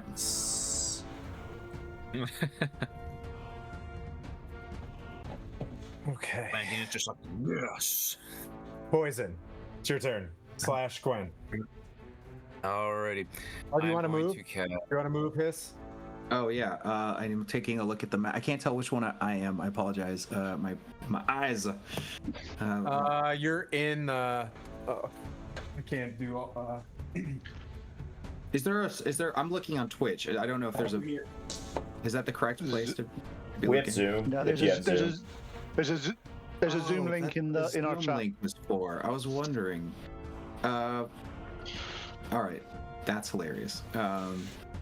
So where am I here? There. I'm going to move back next to the rogue and high five. Just and that's the end of my turn. It should be like easy peasy. I was like, All right, Gwyn. 8 years Uh, later. All right. Am I? How far away is the closest Cambion to me? Based on what I can see. Look at the map. About 20 feet. 20 feet. All right. I'm going to cast spiritual weapon at 2nd level. Okay. You want a mace, right? Okay. Yes. Okay. And I am. I can. Just as a refresher, I can attack with that. Correct on this turn. Yep. Or does it take time to cast? Sorry. Bonus action. I thought it was a bonus action. Wait. Yeah, it comes at you cast it as a bonus action, and it involves an attack as well. Gotcha. Yep. Gotcha. And you have It's been a while plus. since I played a cleric. All right. Oh yes, that's right. So you can add a D4 to that attack roll. Hey, thanks for the follow, so kind of wild. Moto Day. 24 to hit That hits. already. 8+3. Ah, damn. Level 7, boy. 10 damage. Okay. That's a good round number. All I had to do is put a 1 in front of the last one. And aside from that, I will stay where I am at the current moment. Okay, so you cast as the mage like robes falling for 80 feet, swooshes on the ground with just like one dart in her head. Like you cast the sacred weapon and just start bonking. I hear a crisp high five in the background somewhere. The Christmas high five. Just dapping her up. Yeah. Okay. That brings up Point. Where are they? I'm going to try something that is different. It's called Spirit Guardians. No. I look at this. First of all, do I know what a Cambion is? No. I just wanted Would to I help know- describe it. You probably don't. No, but would I know that it's obviously not from this plane of existence? Yeah. You're getting very fiendish vibes from these things. That 100%. Okay, in that case, then I hold a up matter my of law. symbol. I hold up my symbol of Moradin, and say, "I banish you from whence you came." And can Okay. you do a charisma saving throw, please? On one or on just one of It's them? only on one. It's only on one. Okay.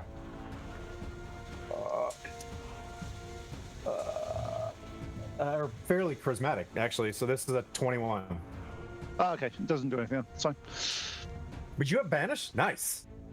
Yeah. Okay, nice. But yeah, you get the sense that they're probably from, In that case, then I cast spirit. I passed sacred weapon. sacred weapon level 2. All right. I also move forward to in between them. I know that puts me in a precarious situation, but it gives Miran advantage on his attack rolls. Okay. Oh, I got you. Very good. Because, yeah, apparently I missed. Is my javelin right there by you? Can you pick that up? Yeah, but it didn't. Oh yeah. So there's like tink tink tink. It's sitting there and it's next to the. It's in front of you. You threw the javelin at the guy in front of you, right? Yeah. I think the issue is I didn't say the word that's supposed to go with it. It's like, oh, yeah, it's supposed to. Activation and I- word. Got As I it. get in between the mirror, and I say, "Don't use it this round." I thought rules is written if you grab it and you say the word and you chuck it, and if you miss, you miss. But we're gonna have to take a look at that. Like you say like Hieronius and throw it, and if you miss, you miss. If it hits, it hits. But it's like once per day. That brings like up that. Lindina though. Well, shit. I was gonna do something, but Quint stepped in My the wizard way. said. Well, you did tell me not to. Well, I know, Friendly but I didn't know fire. you were gonna step in the middle. But that's okay. He's- Fine. I mean, it is kind of a Pwent thing to do to just rush in and start smashing things. I mean, True. to be fair. To be fair. Cash's mind with again. Again! Okay. So they need to make a int save again. Both of them. 17, 16. One. They both pass. Okay. So they take half of 13, so 6. And they're not affected by that, so they're good. Okay. And I'm still further back than where I'm You standing try right to now. cast this thing on their mind, and you can tell that these things are pretty bright critters. despite the fact that their master just died like in 6 seconds.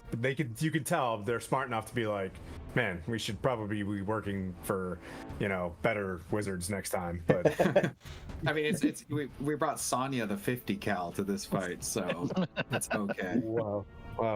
And then that's it. I'll ever just bring a flat gun to a wizard fight. Yeah, you brought a Sonya, black you're gun up. to a wizard. Get that on a t-shirt, please. I will buy Oh, there was it. a wizard up there. Not anymore. Sonya's All I have to up, say is- and Mirren's on All deck. all I have to say is Rogue's getting in Tim's way since 2020. Yeah. Not much survives a crit sneak attack, in all fairness. Nothing's Yeah. better. Yeah.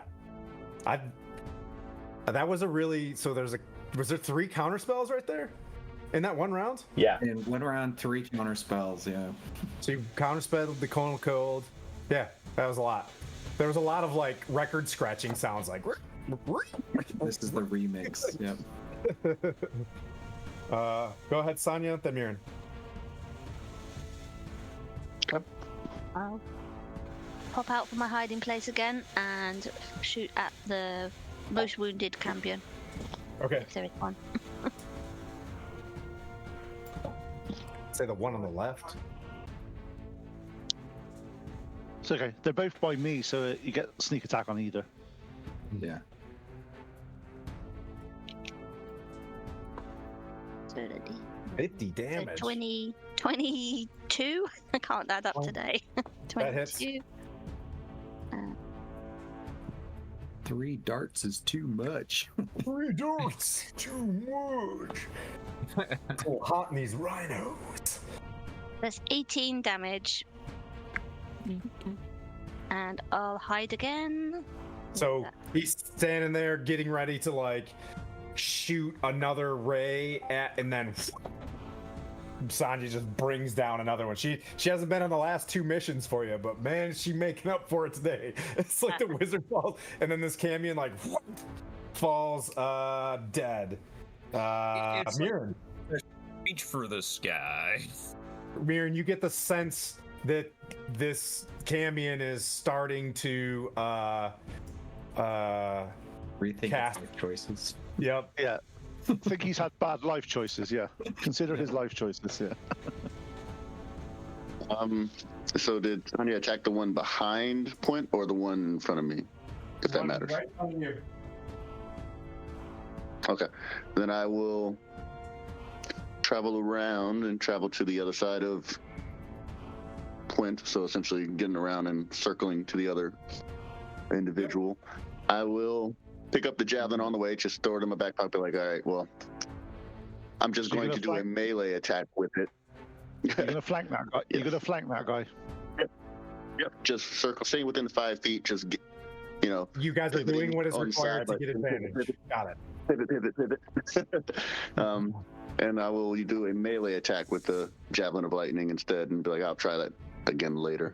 Okay. So let's see. I don't know how to roll with advantage on this, but let's see what happens. Let's see. So a 21 to hit or a. Okay, That so a hit. 21 to hit That on hit. the first attack, Yep, and the next that hit. one will be roll a. Nope, that sucks. So with advantage, it'd be a.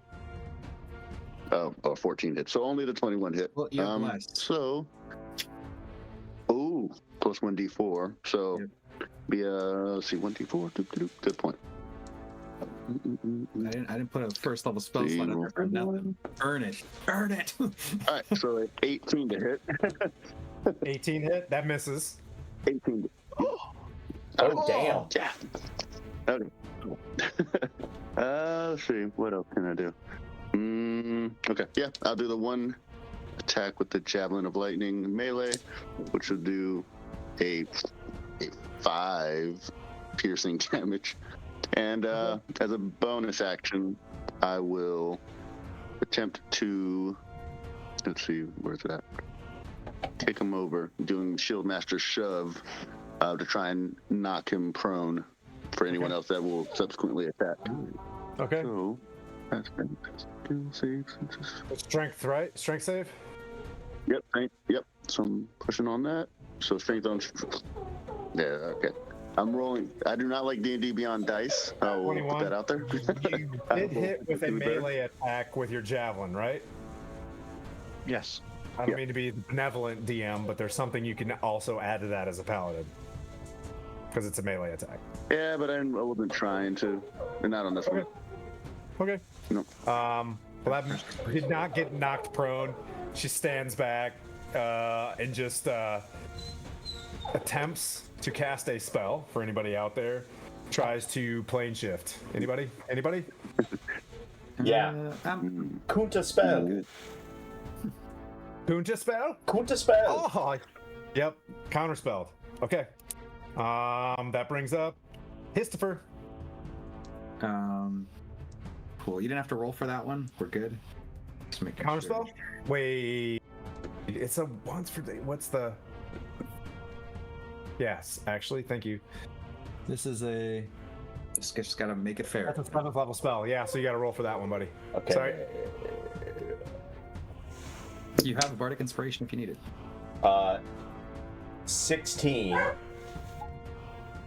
plus Just a bit outside. plus Thanks, Charm. Hang on. 7. Plus.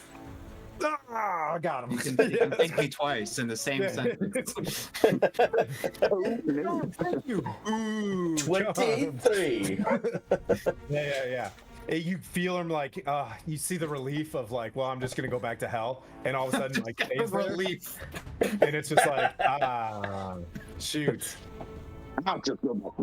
The relief of going to hell is how bad we are as entities here. It's Ambien. All right, so that brings up Histifer. All right. Goodness. I am so happy to be here with you guys. This is great. I am going to. And then Gwen's on deck. Let's see. Need. Are you hurt, Sonia? I think anybody is. Only Blandino is slightly hurt. Blandina is slightly. Mainly the feelings. You're feeling. Yeah, that's based. I took a little bit. Let's see. If they're not on the floor, they don't need healing. I pride is hurt from missing so much. Wait, so who's missing hit points? Is it only just one of us, or is there That's just me. just you? Are you holding? You're not a melee character. All right. Definitely not a melee character. Sonia, do you see that cambion there? Or that's not a cambion. I wouldn't know it's a cambion. Do you see that vile red thing there? I don't want to anymore. And at this point, I'm just going to healing word you as a bonus action. It won't have any extra healing effect, but because they cast a spell on you, if you'd like to use your reaction to make an attack roll, you may. What class is this? The cleric ability, voice of authority. When I cast a spell on a Wizards of the creature. Coast. Good job. Yes. Good job with Yeah, that Wizards one. Coast did this. Yep, Good job. this is Wizards Keep of the firing your presidents, because Right. pretty terrible. Yeah. So you may make a attack roll. This will not have advantage from me per se, but if you have advantage by being stealthy, you might benefit Was from that. bleeding, so yes. Kinda Moto. Thank you for the Cthulhu's Revenge. I get to take an amazing drink of this concoction. Water? All right. It's basically a toast. So thank you. sir. 23 to hit. That hits. She's got a pretty high roll. You think I roll high? My other half, she rolls. Always so the other much half better that than rolls. What was your damage? 22 damage. Jeez. Indeed. So it tries to plane shift? I rolled So three. you took out all three of them. Got it. Yep. Yeah. So Sonya just walks in there, just starts blasting. Brings I'm just everybody making up down. the fact I haven't been around, guys. Sorry. Yeah. That's fair. Let's just say, well done, Sonya. Hit him right in the ooh, ooh, ooh. Seems like this tower, you know what I mean? Like doesn't like it's more of a quick like hotel room for someone to stay here. The stagecoach or the stable house is the doors are closed. I go, Sanya again, save us. We'll stay in order. That's fine. Yeah, it's Sonya's turn. We'll stay in initiative order. I've only used a bonus action, unfortunately. Thank you, BP. Oh, you're still going. Hats off to you. Oh, we're gonna have to train the length of the turns. I mean, I try to make it quick, but it's a lot of my turn is giving someone else a reaction. Got it. That's right. So you're back to you. That's right. So it's your turn. What do you? So there's one enemy left. They're dead. They're all dead. Oh, they're all dead. Yeah. And Sanya then got them all. Sonya, you're They got a case menace. of Sanyas. A menace to society. All right, I will. So I can move and do an action. Is there something I missed that is like the priority precedent that we need to take care of? Because if not, I'm gonna loot the mage who tried to nuke us, and I'm gonna just kind of go through her, pilfer that. No, I think we're just securing the scene and then make sure there's no other devils around or Yeah. whatever you said. Stop resisting. Oh no. And I like raise her hand. She's still fighting, punching me in the face. As I'm like checking her hands. I'm gonna do thing. Okay. I'm gonna do a quick spin with the. She's got a spell book on her, and that's roughly it. I'll take that spell book. All right. I say, hold on. You don't know if it's dangerous. I'll take care of it after we're cleared the scene. But yeah, so that's like definitively. There's like I didn't have to make an investigation until I find hidden things or anything like that.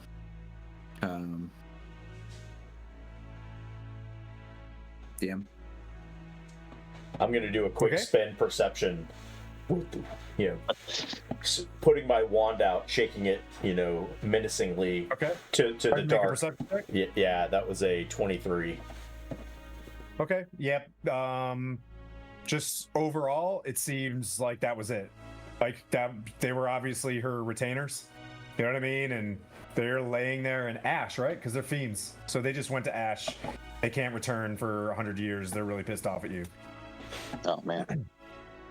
You're welcome. You're welcome. Well, they wanted to go back to hell anyway, so we just let them. Right. Yeah. They shouldn't be mad at us at all. Not on their terms. No. Yeah. Okay. So seeing that, I like to. Oh, it's not my turn yet. Never mind. Yeah, it's Histfer's movement. Okay, so you looted. You found a spell book, Yep. and I'll say 50 silver Oh, nice. on her. Okay. And so that brings up Gwen. All right. As I see the battle kind of end, and I see Histofer walking over and having a weekends at Bernie's, episode over there. Oh no, gee whiz, I ask Blandina if she is still injured. Only slightly, but yes. All right, I will then cure wounds you at first level, just to give you back some of the HP. You gotta always keep the wizard, in tip-top shape. Oh, well, thank you. You're welcome. Yar. You did find an amulet as you're searching. There is an amulet with like a upside down star on the lady as well. Hiss. Thank you. Upside down star amulet. You are healed back for 9, Blandina. Oh, that's more than I needed, but thank you. I feel much better. Good. Aside from that, I will peer further in if I could do like. Actually, no, I've already used my action to heal. Never mind. I guess I'll just stay on guard and keep a lookout for whatever might be coming further through the gate, in case anything does. I should say, stay on alert. You get a sense that because the gate was closed, they did a pretty good job of warding things, and they were expecting just to devour you guys very loudly and have a great time with you, but didn't realize that, you know what I mean, like how bad this is going to be. Gwen, Plint. I'll walk over to the door to the stables. Okay. And I go, this is where we're going, isn't it? Yeah. Yeah. And I'll just try to open the door. Okay.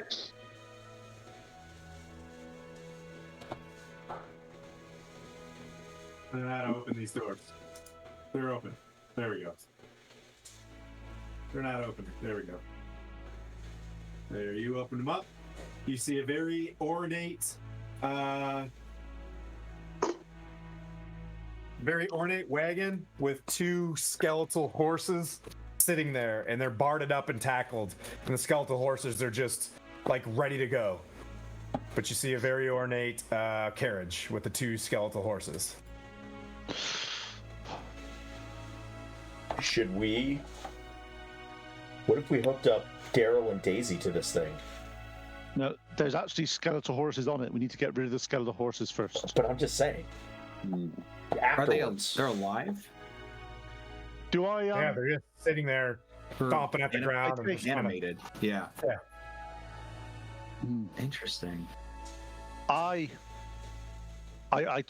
like, undead. It's not natural. Needs to go. I mean, I'm going to.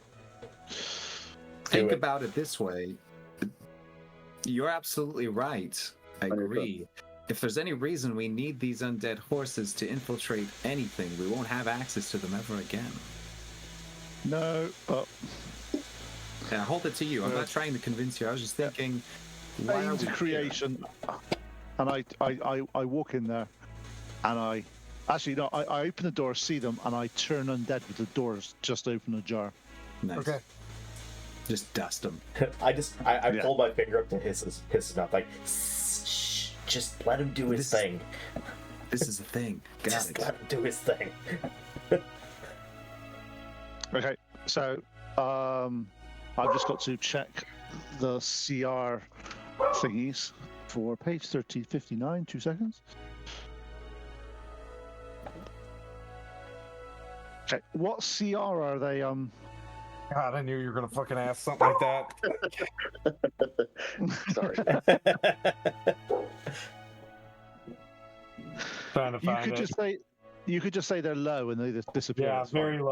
very low for the sake of cool. Yeah. Yeah, so I turn undead. As I do that, they Until just the turn next to skeletal horses you guys find. These are special ones.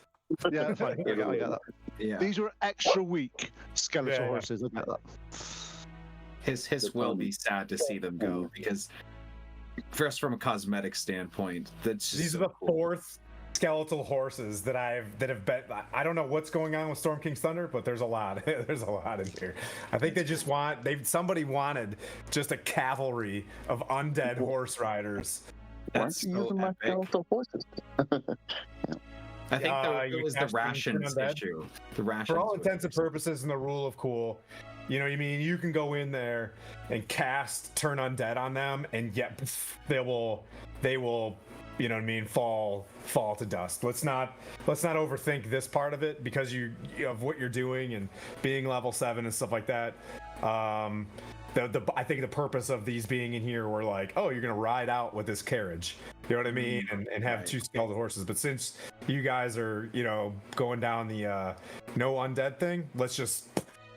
And then they kind of fall, and there it is, a very, very ornate, limousine of a carriage. Oof. It looks like 1 to 2 people can fit comfortably inside of it, but you know what I mean? It's built for speed, in pizzazz, hence the skeletal horses and stuff. But this thing, is a very wealthy family, clearly owns this. The Margasters are, if anybody is water deep with you guys, they're a very prevalent family. So I turn to these guys and go, where did they say these items were? Under the coach. Not particularly sure where under the coach, but under. So Quentin did that. That brings up Blandina. Yeah, that brings up Blandina. You ask where they're at, Blandina. You're up for the next move. There's dust. There's chalky dust from horse everywhere in here. You guys have like film of horse. You know what I mean? We weren't inside though. Yep, that's what you got. Since you get to undead them, Powder glue, huh? yeah, it's just a very in your hair. Yeah, oof. Yeah. Think Big Lebowski with the urn and the all the weird references are coming up with this. That's what you get for counterspelling my counterspell.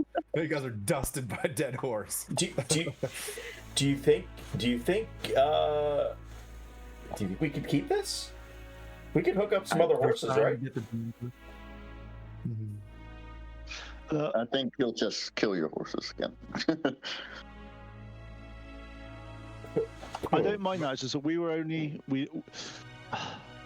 these guys look like pretty bad people, but we were only sent here to pick up some items for the rich I'll kid. do an investigation then to look for the items, the secret whatevers, and that's a 19 to investigate. Searching Yep. Underneath this thing is a pretty decent size, let's say like, 1.5 foot by 5 foot box underneath this thing that you can see, you know what I mean, can open. It's like a false floor area, and from underneath it you can see where you could slide it open, like you can slide it out from the back. Yeah, you can like pull, and on rails, like you can pull it straight back and see. When you do that, you see a bunch of items that will close out, get us closer to this session. You see, much like the coral chainmail you saw previously, you see very ornate coral teal looking plate mail that's like shimmering, and it's got like scales of a fish all over it.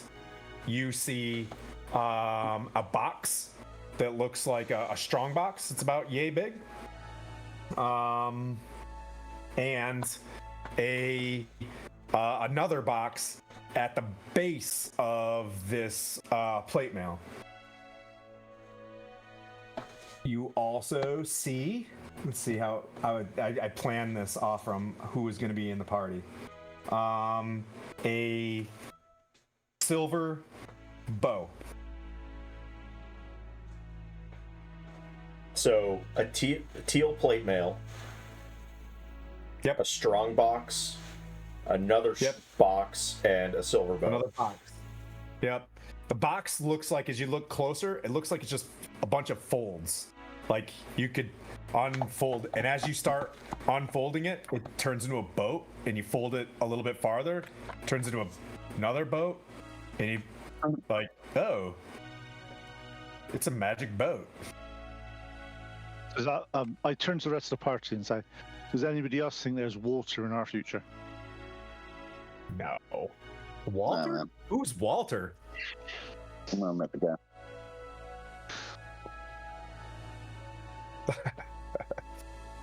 Coral teal plate mail. Yeah.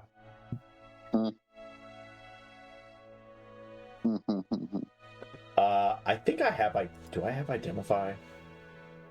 Blandina, do you know anything about identifying things? Hold on. Let me look in my spell book. No, I don't. I do not. What about that new spell book that you just got? Oh yeah. Hey, Hiss, can you hand me that spell book? Absolutely. I'm sure you have the means of detecting any traps or things of that nature. I once saw a guy opened the book, and he turned into a goat. It was a terrible thing. That sounds amazing. I'll do a quick Arcana check on it. 15 for traps. Nope, it's not trapped. It is ornate. It's got a symbol of, just by your check, you see a symbol of Asmodeus on the top of it. Nice. Here you go. If And it's the same as the amulet as well that you had. Oh, okay. But I think, being the lord of all baddies, you know what I mean? Everybody's kind of familiar with that one. It's like, ugh, these dudes were not chill. These dudes, we're not chill. Is No, there- I hand you the book. Is there an identify spell in this book?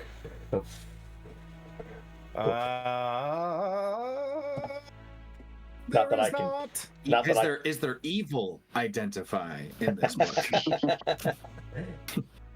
But That makes tell me sense. if I'm wrong, Point. The spells that are prepared inside this book read like a spell scroll, correct? Like if they're prepared and they're in it, right? She can No, transfer these I spells can straight to her take spell book. I can take whatever's in the spell book and then pay my money and time to transcribe them into my Yep, spell it's a book. pretty decent. I'll get you the the spells in Cool. yeah, but you're like, oh, tight, up to 5th level. So spells, but that's good. Hot shit. Hot shit. Okay, so there's a strong box. You know what I mean? Like there's the strong box as well, and you can tell there's items inside of it. Is the strong box? How big's this strong box? What's the strength on the strong About box? yay big. It's not very like- strong, a strong box. It's just a I'm strong like- box. Strong box of ogre power. Yeah. Strong does box anybody of think- poker power. Does anybody think this is trapped? I can I take a look assume- if you want me to. Ooh. That might be yeah. You've done amazing today so far. So yeah, Yes. This Yeah, is yeah. where I fail. This is where it explodes. I cast guidance on you. Aw, nice. Tim's face kills me. I can't even look at him sometimes. What? You guys, I broke character only during the counterspell battle, I think. I was like, what the? Yeah. Well, while everybody's looking at boxes and doing stuff over there, I'm gonna go to the tower and knock on the door because obviously, if there's 2 devils, there might be more devils. Yep, the door's open though. Door's ajar. 17 per. tinkering Yep, with the you dog. can tell that as you look at it, you can see that there's something going on inside the lock where if you were to open this up, a vial would be broken. Ooh. Fancy. Do you tell that to us? Mirren, you're able to go search this place. It's pretty empty. It's got like 1 bed and 1 desk. I'll say you find 60 gold pieces. Oh, I was looking for more devils, but okay, that works. No devils, sorry. Yeah, Miran comes back really depressed, kicking the like sort of the ground, going, No more devils. "Oh, come on!" You want to try to disarm the trap, Sonia? I will try and disarm the trap. Yeah. Can I give you the help Have action? guidance again. Have guidance again, and help Is that a action. check? I mean, Like a dexterity or some other check, or what's that go off of? I would have thought. Yep. no, it's a thief stores check. Okay, And, I say because I can give you enhance ability, but if it's an actual check and not a skill thing, it doesn't matter. No, you can still do enhance. well, she's getting enhance advantage from ability. the help action. Yeah, she get Because advantage I from the help give you- action. Enhance ability, I can give you advantage on dexterity checks and stuff, but depending on what I give Yeah. you.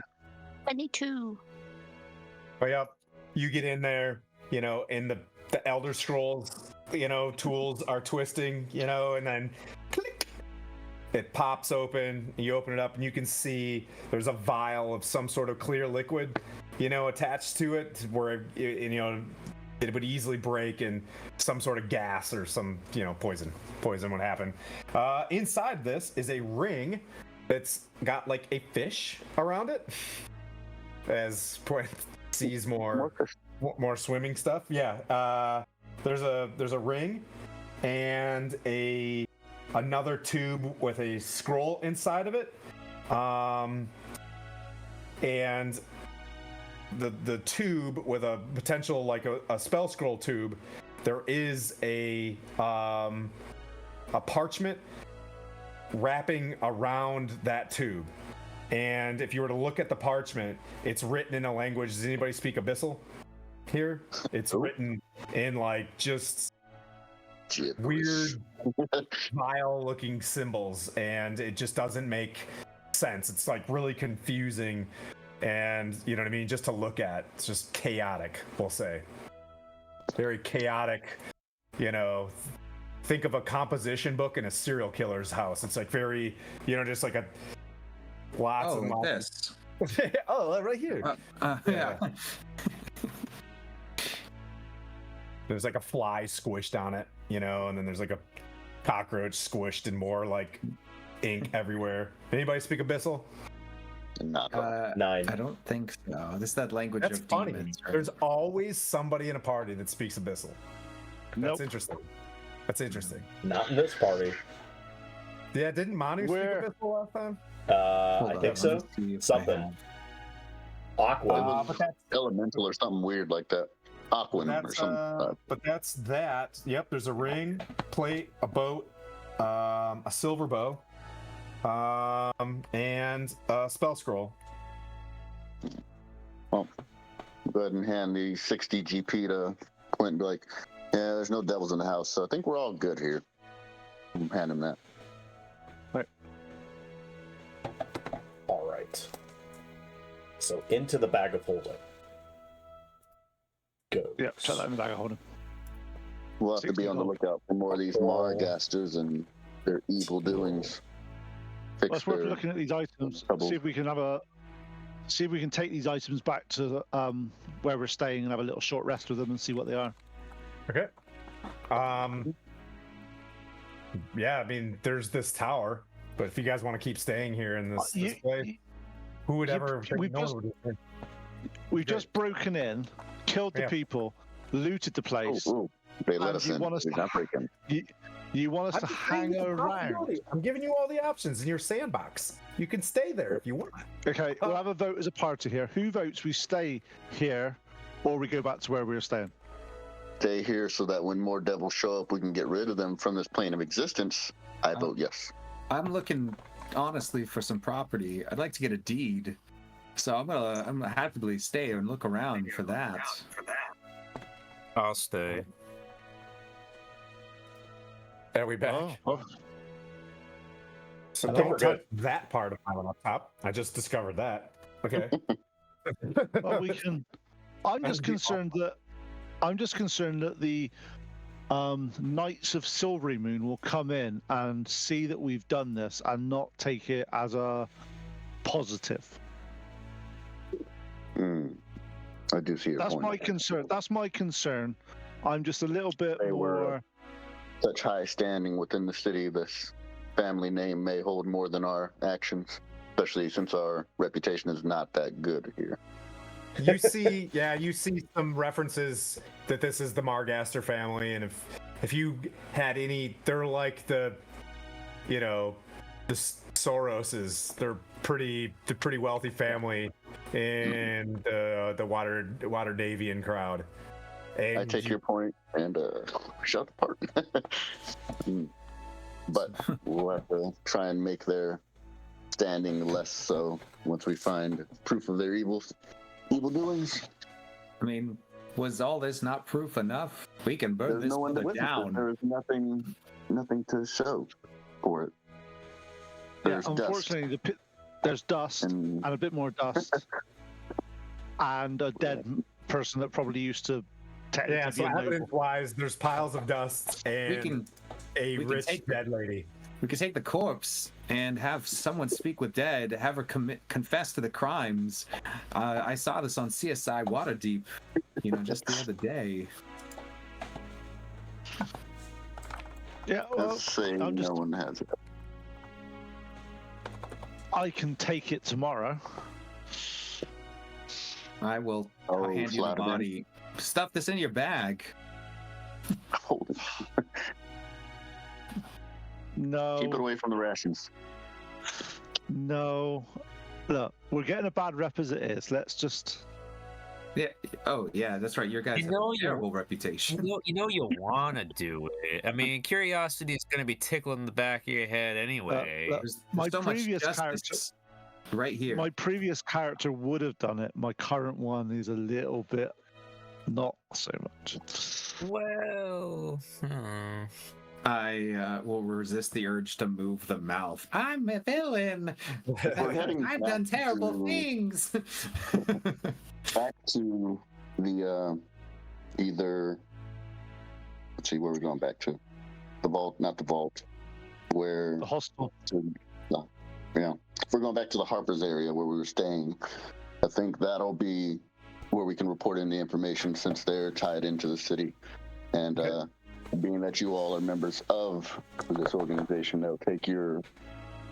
As you guys open up the gate larger to grain of leave, salt. and as you guys are discussing, Sir Gideon walks in behind you guys, accompanied with what looks like 2 more spellcasters, and asks you guys to politely follow him to the High Palace.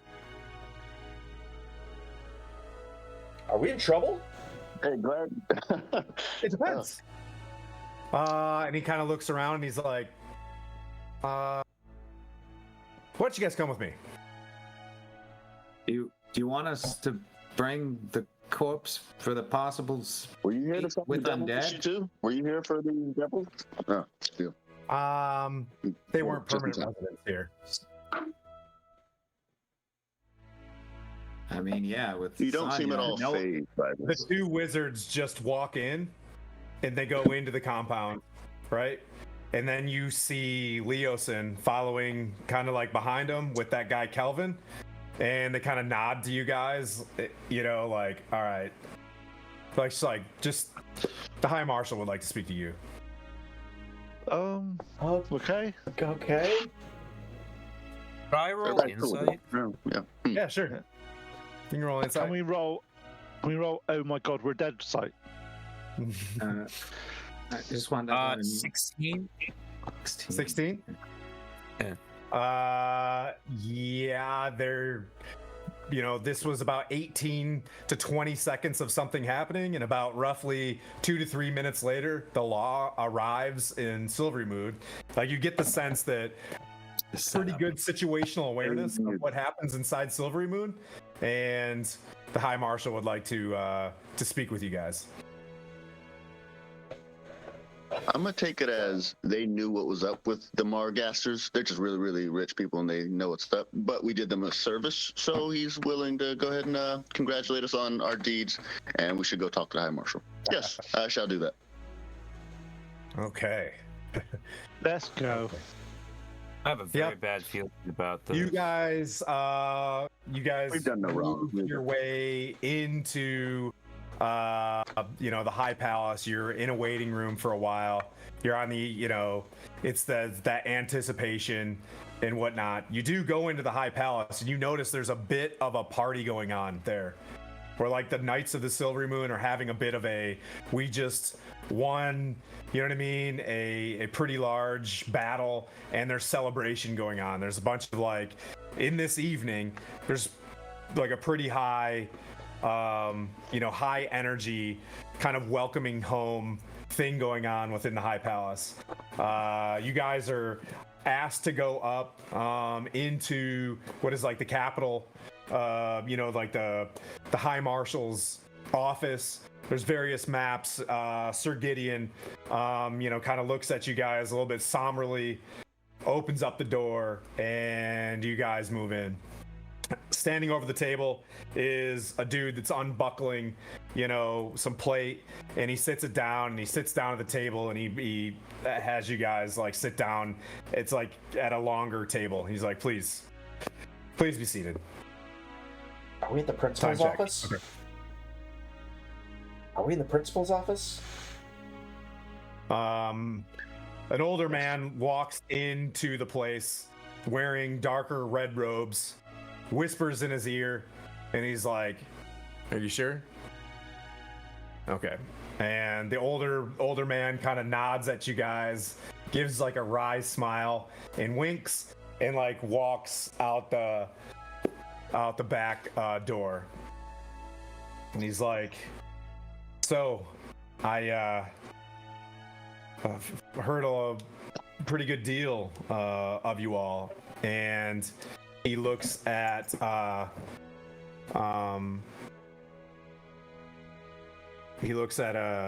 Hiss, and he's like, and I heard you were with us at the Wall of Dragons.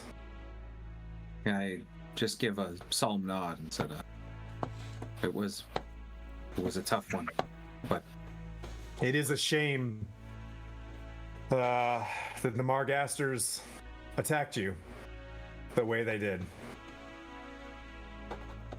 And Did you know? I'll say, did you know you had Cambions in your midst? Well, not while I was gone, but while we were gone, it did appear that some folks were taking some advantage of some of our protection while we were gone. That being said, our dear friend Taryn, who you just saw, is on his way back to Waterdeep to send the condolences and report to the Waterdavians. That being said, he leans over. He says, that being said, if you guys are on your way to the Hawk's Nest this evening to potentially get Taryn's grandniece, on her way home, and the Hawk's Nest being on the way to Felbar, the Margasters probably won't be here in time to conclude their investigation or reports. But as far as I'm tracking, it seemed like you guys were invited in and attacked. Yes. That is exactly how it I can't happened. speak on behalf of the Margasters, nor do I have the power to influence them. But if you're no longer here, then you can find them on another day. Does that sound fair? Seems fair to me. I wish I could offer you more time in the splendid city of Silverymoon, and I would love to have you back about 30 days or so once everything kind of calms itself down. But I would recommend maybe in the future informing folks before we go on ventures inside someone's city. Is that fair? As he looks around. I would say thank you so much for all that you are doing for the world, but with all due respect, there are folks with some very high influence in this world that can cause very, very substantial problems to the organization and the way forward to effectually going after the Ordning, as you guys are, right? We'll hope this isn't a big distraction. I'm assuming you guys found evidence of sorts, but we don't want to get too involved. Honestly, sir, I appreciate the communication that you're offering us. As individuals and as a collective of which I'm new, I don't really associate fully with party as a whole, and as an alumni of the nearby college, which if you said Strixhaven was like nearby, I've always found Silverymoon to be a last bastion of civility. I will not take advantage of your generous notion of keeping the peace, but I will vouch as an individual for this group that they do not seem to live up to the reputation of swindlers that I know they have. Even though you may or may not have been in the right, imagine the power and wealth of this family. But imagine the power and wealth of this family that have turned to evil, and no one will stand up against them. I think right now we don't have enough against them to be able to usurp their position and standing. So it will require further investigation to be able to. I make lean that into happen. Quinn. It's like, weren't we given permission to come here from the family? Yeah, they're one of the sons. One guy. Yeah, we had permission It to was a come We here. don't have anything Yeah. in writing. Like, we really have nothing. They attacked us. We were invited, and they attacked us. We're absolved of this. I think he's of that course. understanding. I think he How long knows would that, you like and this we just- investigation to last? Or you let us and Leosin potentially handle this on his end. Can I do an insight The check? longer you stay here, Just- the more you guys are going to get tied into all this. Yeah, let's Can I- get out can I of do here. an Insight check. Yeah, go ahead. I'm trying to get a I wanna vibe point like out that I'm not a rough grifter. cop. I think he's trying to give us the benefit of the doubt because he cannot put anything against the family right now. There's nothing against them. Regardless, done the good. family's going to come back and demand a whole bunch of things. They're going to tie you down. It's the Lord Alliance. You know what I mean? Like, your insight is like, Legal battle. Yeah, if 16. you don't get out of here now while this party is happening and things are going well, this is going to be. Or you can settle it if you'd like, but that's kind of a big deal. Right. I'll say, with the 16, if I get that's the vibe I get, I'll say, honestly, in my experience, and I have some legal battles, they're not the battles to fight, and they favor those who can stall us from doing right and good. I know that great warriors like yourselves who have a righteous modality want to make sure you don't turn your back on this, but this isn't the hill to die on. Hell, it isn't even the hill to nap on. We gotta keep going and take on that mountain up ahead. You know what I'm saying? But I share your this sentiment. being said, Sir Gideon has spoke on your behalf. You have healed some great warriors. You provided some amazing resources to all of us. And Silverymoon was indebted to you as of 30 minutes ago. So that being said, he stands up. You can tell he's a paladin also. You know what I mean? He shakes your hand and he's like, Silverymoon's in a precautious position, being where it's at. Margasters is a very powerful family. I am not a fan of what the allegations are against them, as their religious following. That being said, you know, we haven't seen them do anything wrong while they were here, but if they were bringing fiends and devils into this place, then that's also illegal. So let us work it on this end. But if you were to stick around, this will belabor your time. To be fair, The we have Margasters are going to be very bad enemies of yours. we also have more pressing matters at hand. We need to get this ring out of Silverymoon and Please to do. Felbar. If you don't We mind, will... what's up? Nope, we're good. He writes something out, which is another, warrant. He looks at you, Mirren, and he's like, the Order of the Gauntlet has a stronghold at the Hawk's Nest. Your friend, Lady Hawklight, is there doing a change of command to relieve Lord Arthas Cavalos and Lady Fenris Agathon, who have been the Castilians of the place up until this point. Now that Terran is returned from Silverymoon, his great-grandniece is returning back here. If you could see to the transition and stop at the Hawk's Nest on the way through, it's the only place to stop. It's 3 days travel through the Silverymoon Pass, and then it's 3 days beyond that to Felbar. It's like obviously we keep Hawk's Nest there as a bit of support to Sundabar if you are not tracking their tragic history. But if you don't mind stopping at the Hawk's Nest, we'll be again indebted to you. We'll do our best. Thank you so much for your service here. Thank you for your understanding in our precarious situation that we find ourselves in. We will make, I guess, our moves to start getting out of town. And Please.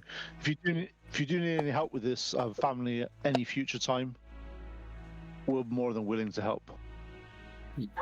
Yes, the grifters with his consulting are always on the case. You're friends of Silverymoon, and I'm sure this is going to be worked through. But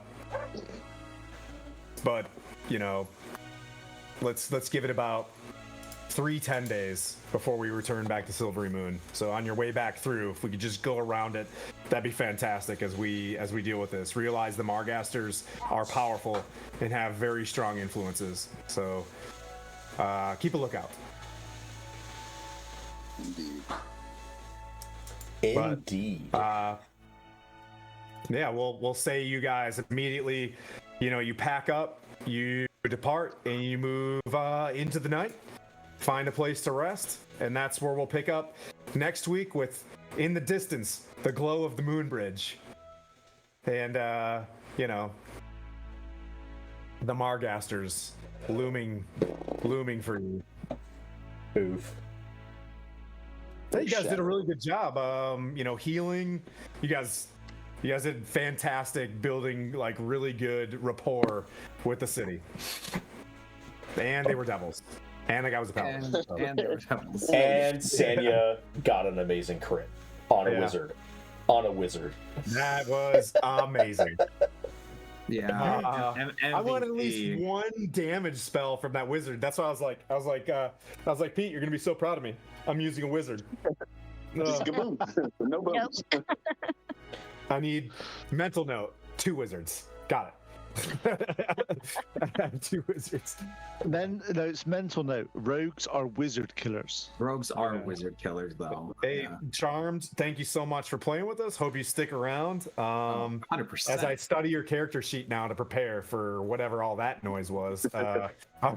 Honestly, I can help you with anything or make a new character. Absolutely not. Absolutely not. Half the fun is literally my brain. When you shut me down and these dudes start having a great time, and you see them like deep down, like I'm like, oh, that sucks. Oh wait, everybody's having a great time. So you know what I mean? Like as a player, used to be like, I want to do the most damage, I want to crit, I want to do all these cool stuff. Now I'm like, I just want to protect my friends. And it's really satisfying to counterspell the Cone of Cold, but the most satisfying thing was Blandina jumping in to get my back on that, or to have the team dynamic really just flow with everyone already had a system in place to help each other out, and I was just kind of greasing some wheels. I was definitely shocked by how hard you have it, because this is a well-oiled killing machine that you've got on your hands. Sharon's like, that's a nat 20, 50 damage. I'm gonna go high. I killed the Cambion to the left, and I killed the Cambion to the right. Like, just non-pulsed. All I have to say is, she made relations. That's all it is. Relations to do that. It's great. What'd you guys think about the consequences of the Margasters? Yeah, that's good. One thing Puent has realized from this, though, why would I cast other spells? Spirit Gardens would be much more useful in that spell than banishment. He's just like, that's it. I'm going back to Spirit Gardens. When he casts a spell, he gives somebody a reaction. What? Or he gives somebody an action. Reaction. No. They have a reaction. reaction. And she has a reaction that does damage. So all you got to do is just play with her and just... Yeah, the worst thing about it with a rogue is you're only allowed to have one sneak attack in your turn, but your reaction isn't in your turn. So you can get sneak attack twice. With this spell, yeah. Yep. That's amazing. Honestly, without a rogue in play, it would have been. And you guys got a fancy name. The Margasters are out there. They're gonna find a message, and they're gonna be looking for the Grifters of Everland. Ooh, And then And we they're just going to proliferate that name so bad now. and then with we their- change the That's name. The thing is, they can proliferate that name all they want because that's not us, so it doesn't matter. We'll What just, did you decide? want The to go on celestial record. what? I am The not a celestial grifter. did we decide on a name? I I've think done we nothing. change I have we- done nothing to be a grifter, and I we and I change even our try name to. every Grifter. time we do something. Grifter, yeah. Right by- now, I by Well, that's association. the reason. when they were selling reason- holy water. Yeah, the reason I thought of it was because we've got Tyr, we've got Modron, we've got Pelor, we've got Aura Borealis. They are all celestial type things. So hence the reason why, if you look at the party, there's actually 60%, 60 to 70% of people that are deity aligned. So the Celestial Vanguard. Celestial There we go. Vanguard. I like it. We'll see what wins in the end. Celestial Vanguard or what people think of you. You know what I mean? Right now, Silverymoon's like, how about we put a poll out there? that's about- true, yeah. If That's we great. put the poll, and we'll do what they do in these in the really good sort of things up, they'll send it out. We'll just send it to Silverymoon, and they'll all say that Celestial Vanguard are amazing, and we'll say 99.6% of people responded with Celestial Vanguard because we targeted our audience. Right. Yeah. Well, thanks everybody for sticking around, and we're gonna go raid Blue Box RPG. Yeah. Oh, nice. So Okay. And I got 10 burpees to do. yeah, have fun with I that. agreed to some shenanigans. Well, You got 10 burpees to do. They redeemed for someone to drink, yeah. but because our fearless leader's not drinking. I No, offered they it named instead. you. It's typically me that drinks because Tim's busy. Oh, okay. They named you to do burpees instead. So Have All right, fun. Well, great. and we will I see expect, every. I expect that to go onto TikTok very soon. Oh God, not the gray sweatpants again. Have a great week, Thanks, everybody, everybody. and we'll see you next See you Sunday. next weekend with DM back in Waterdeep.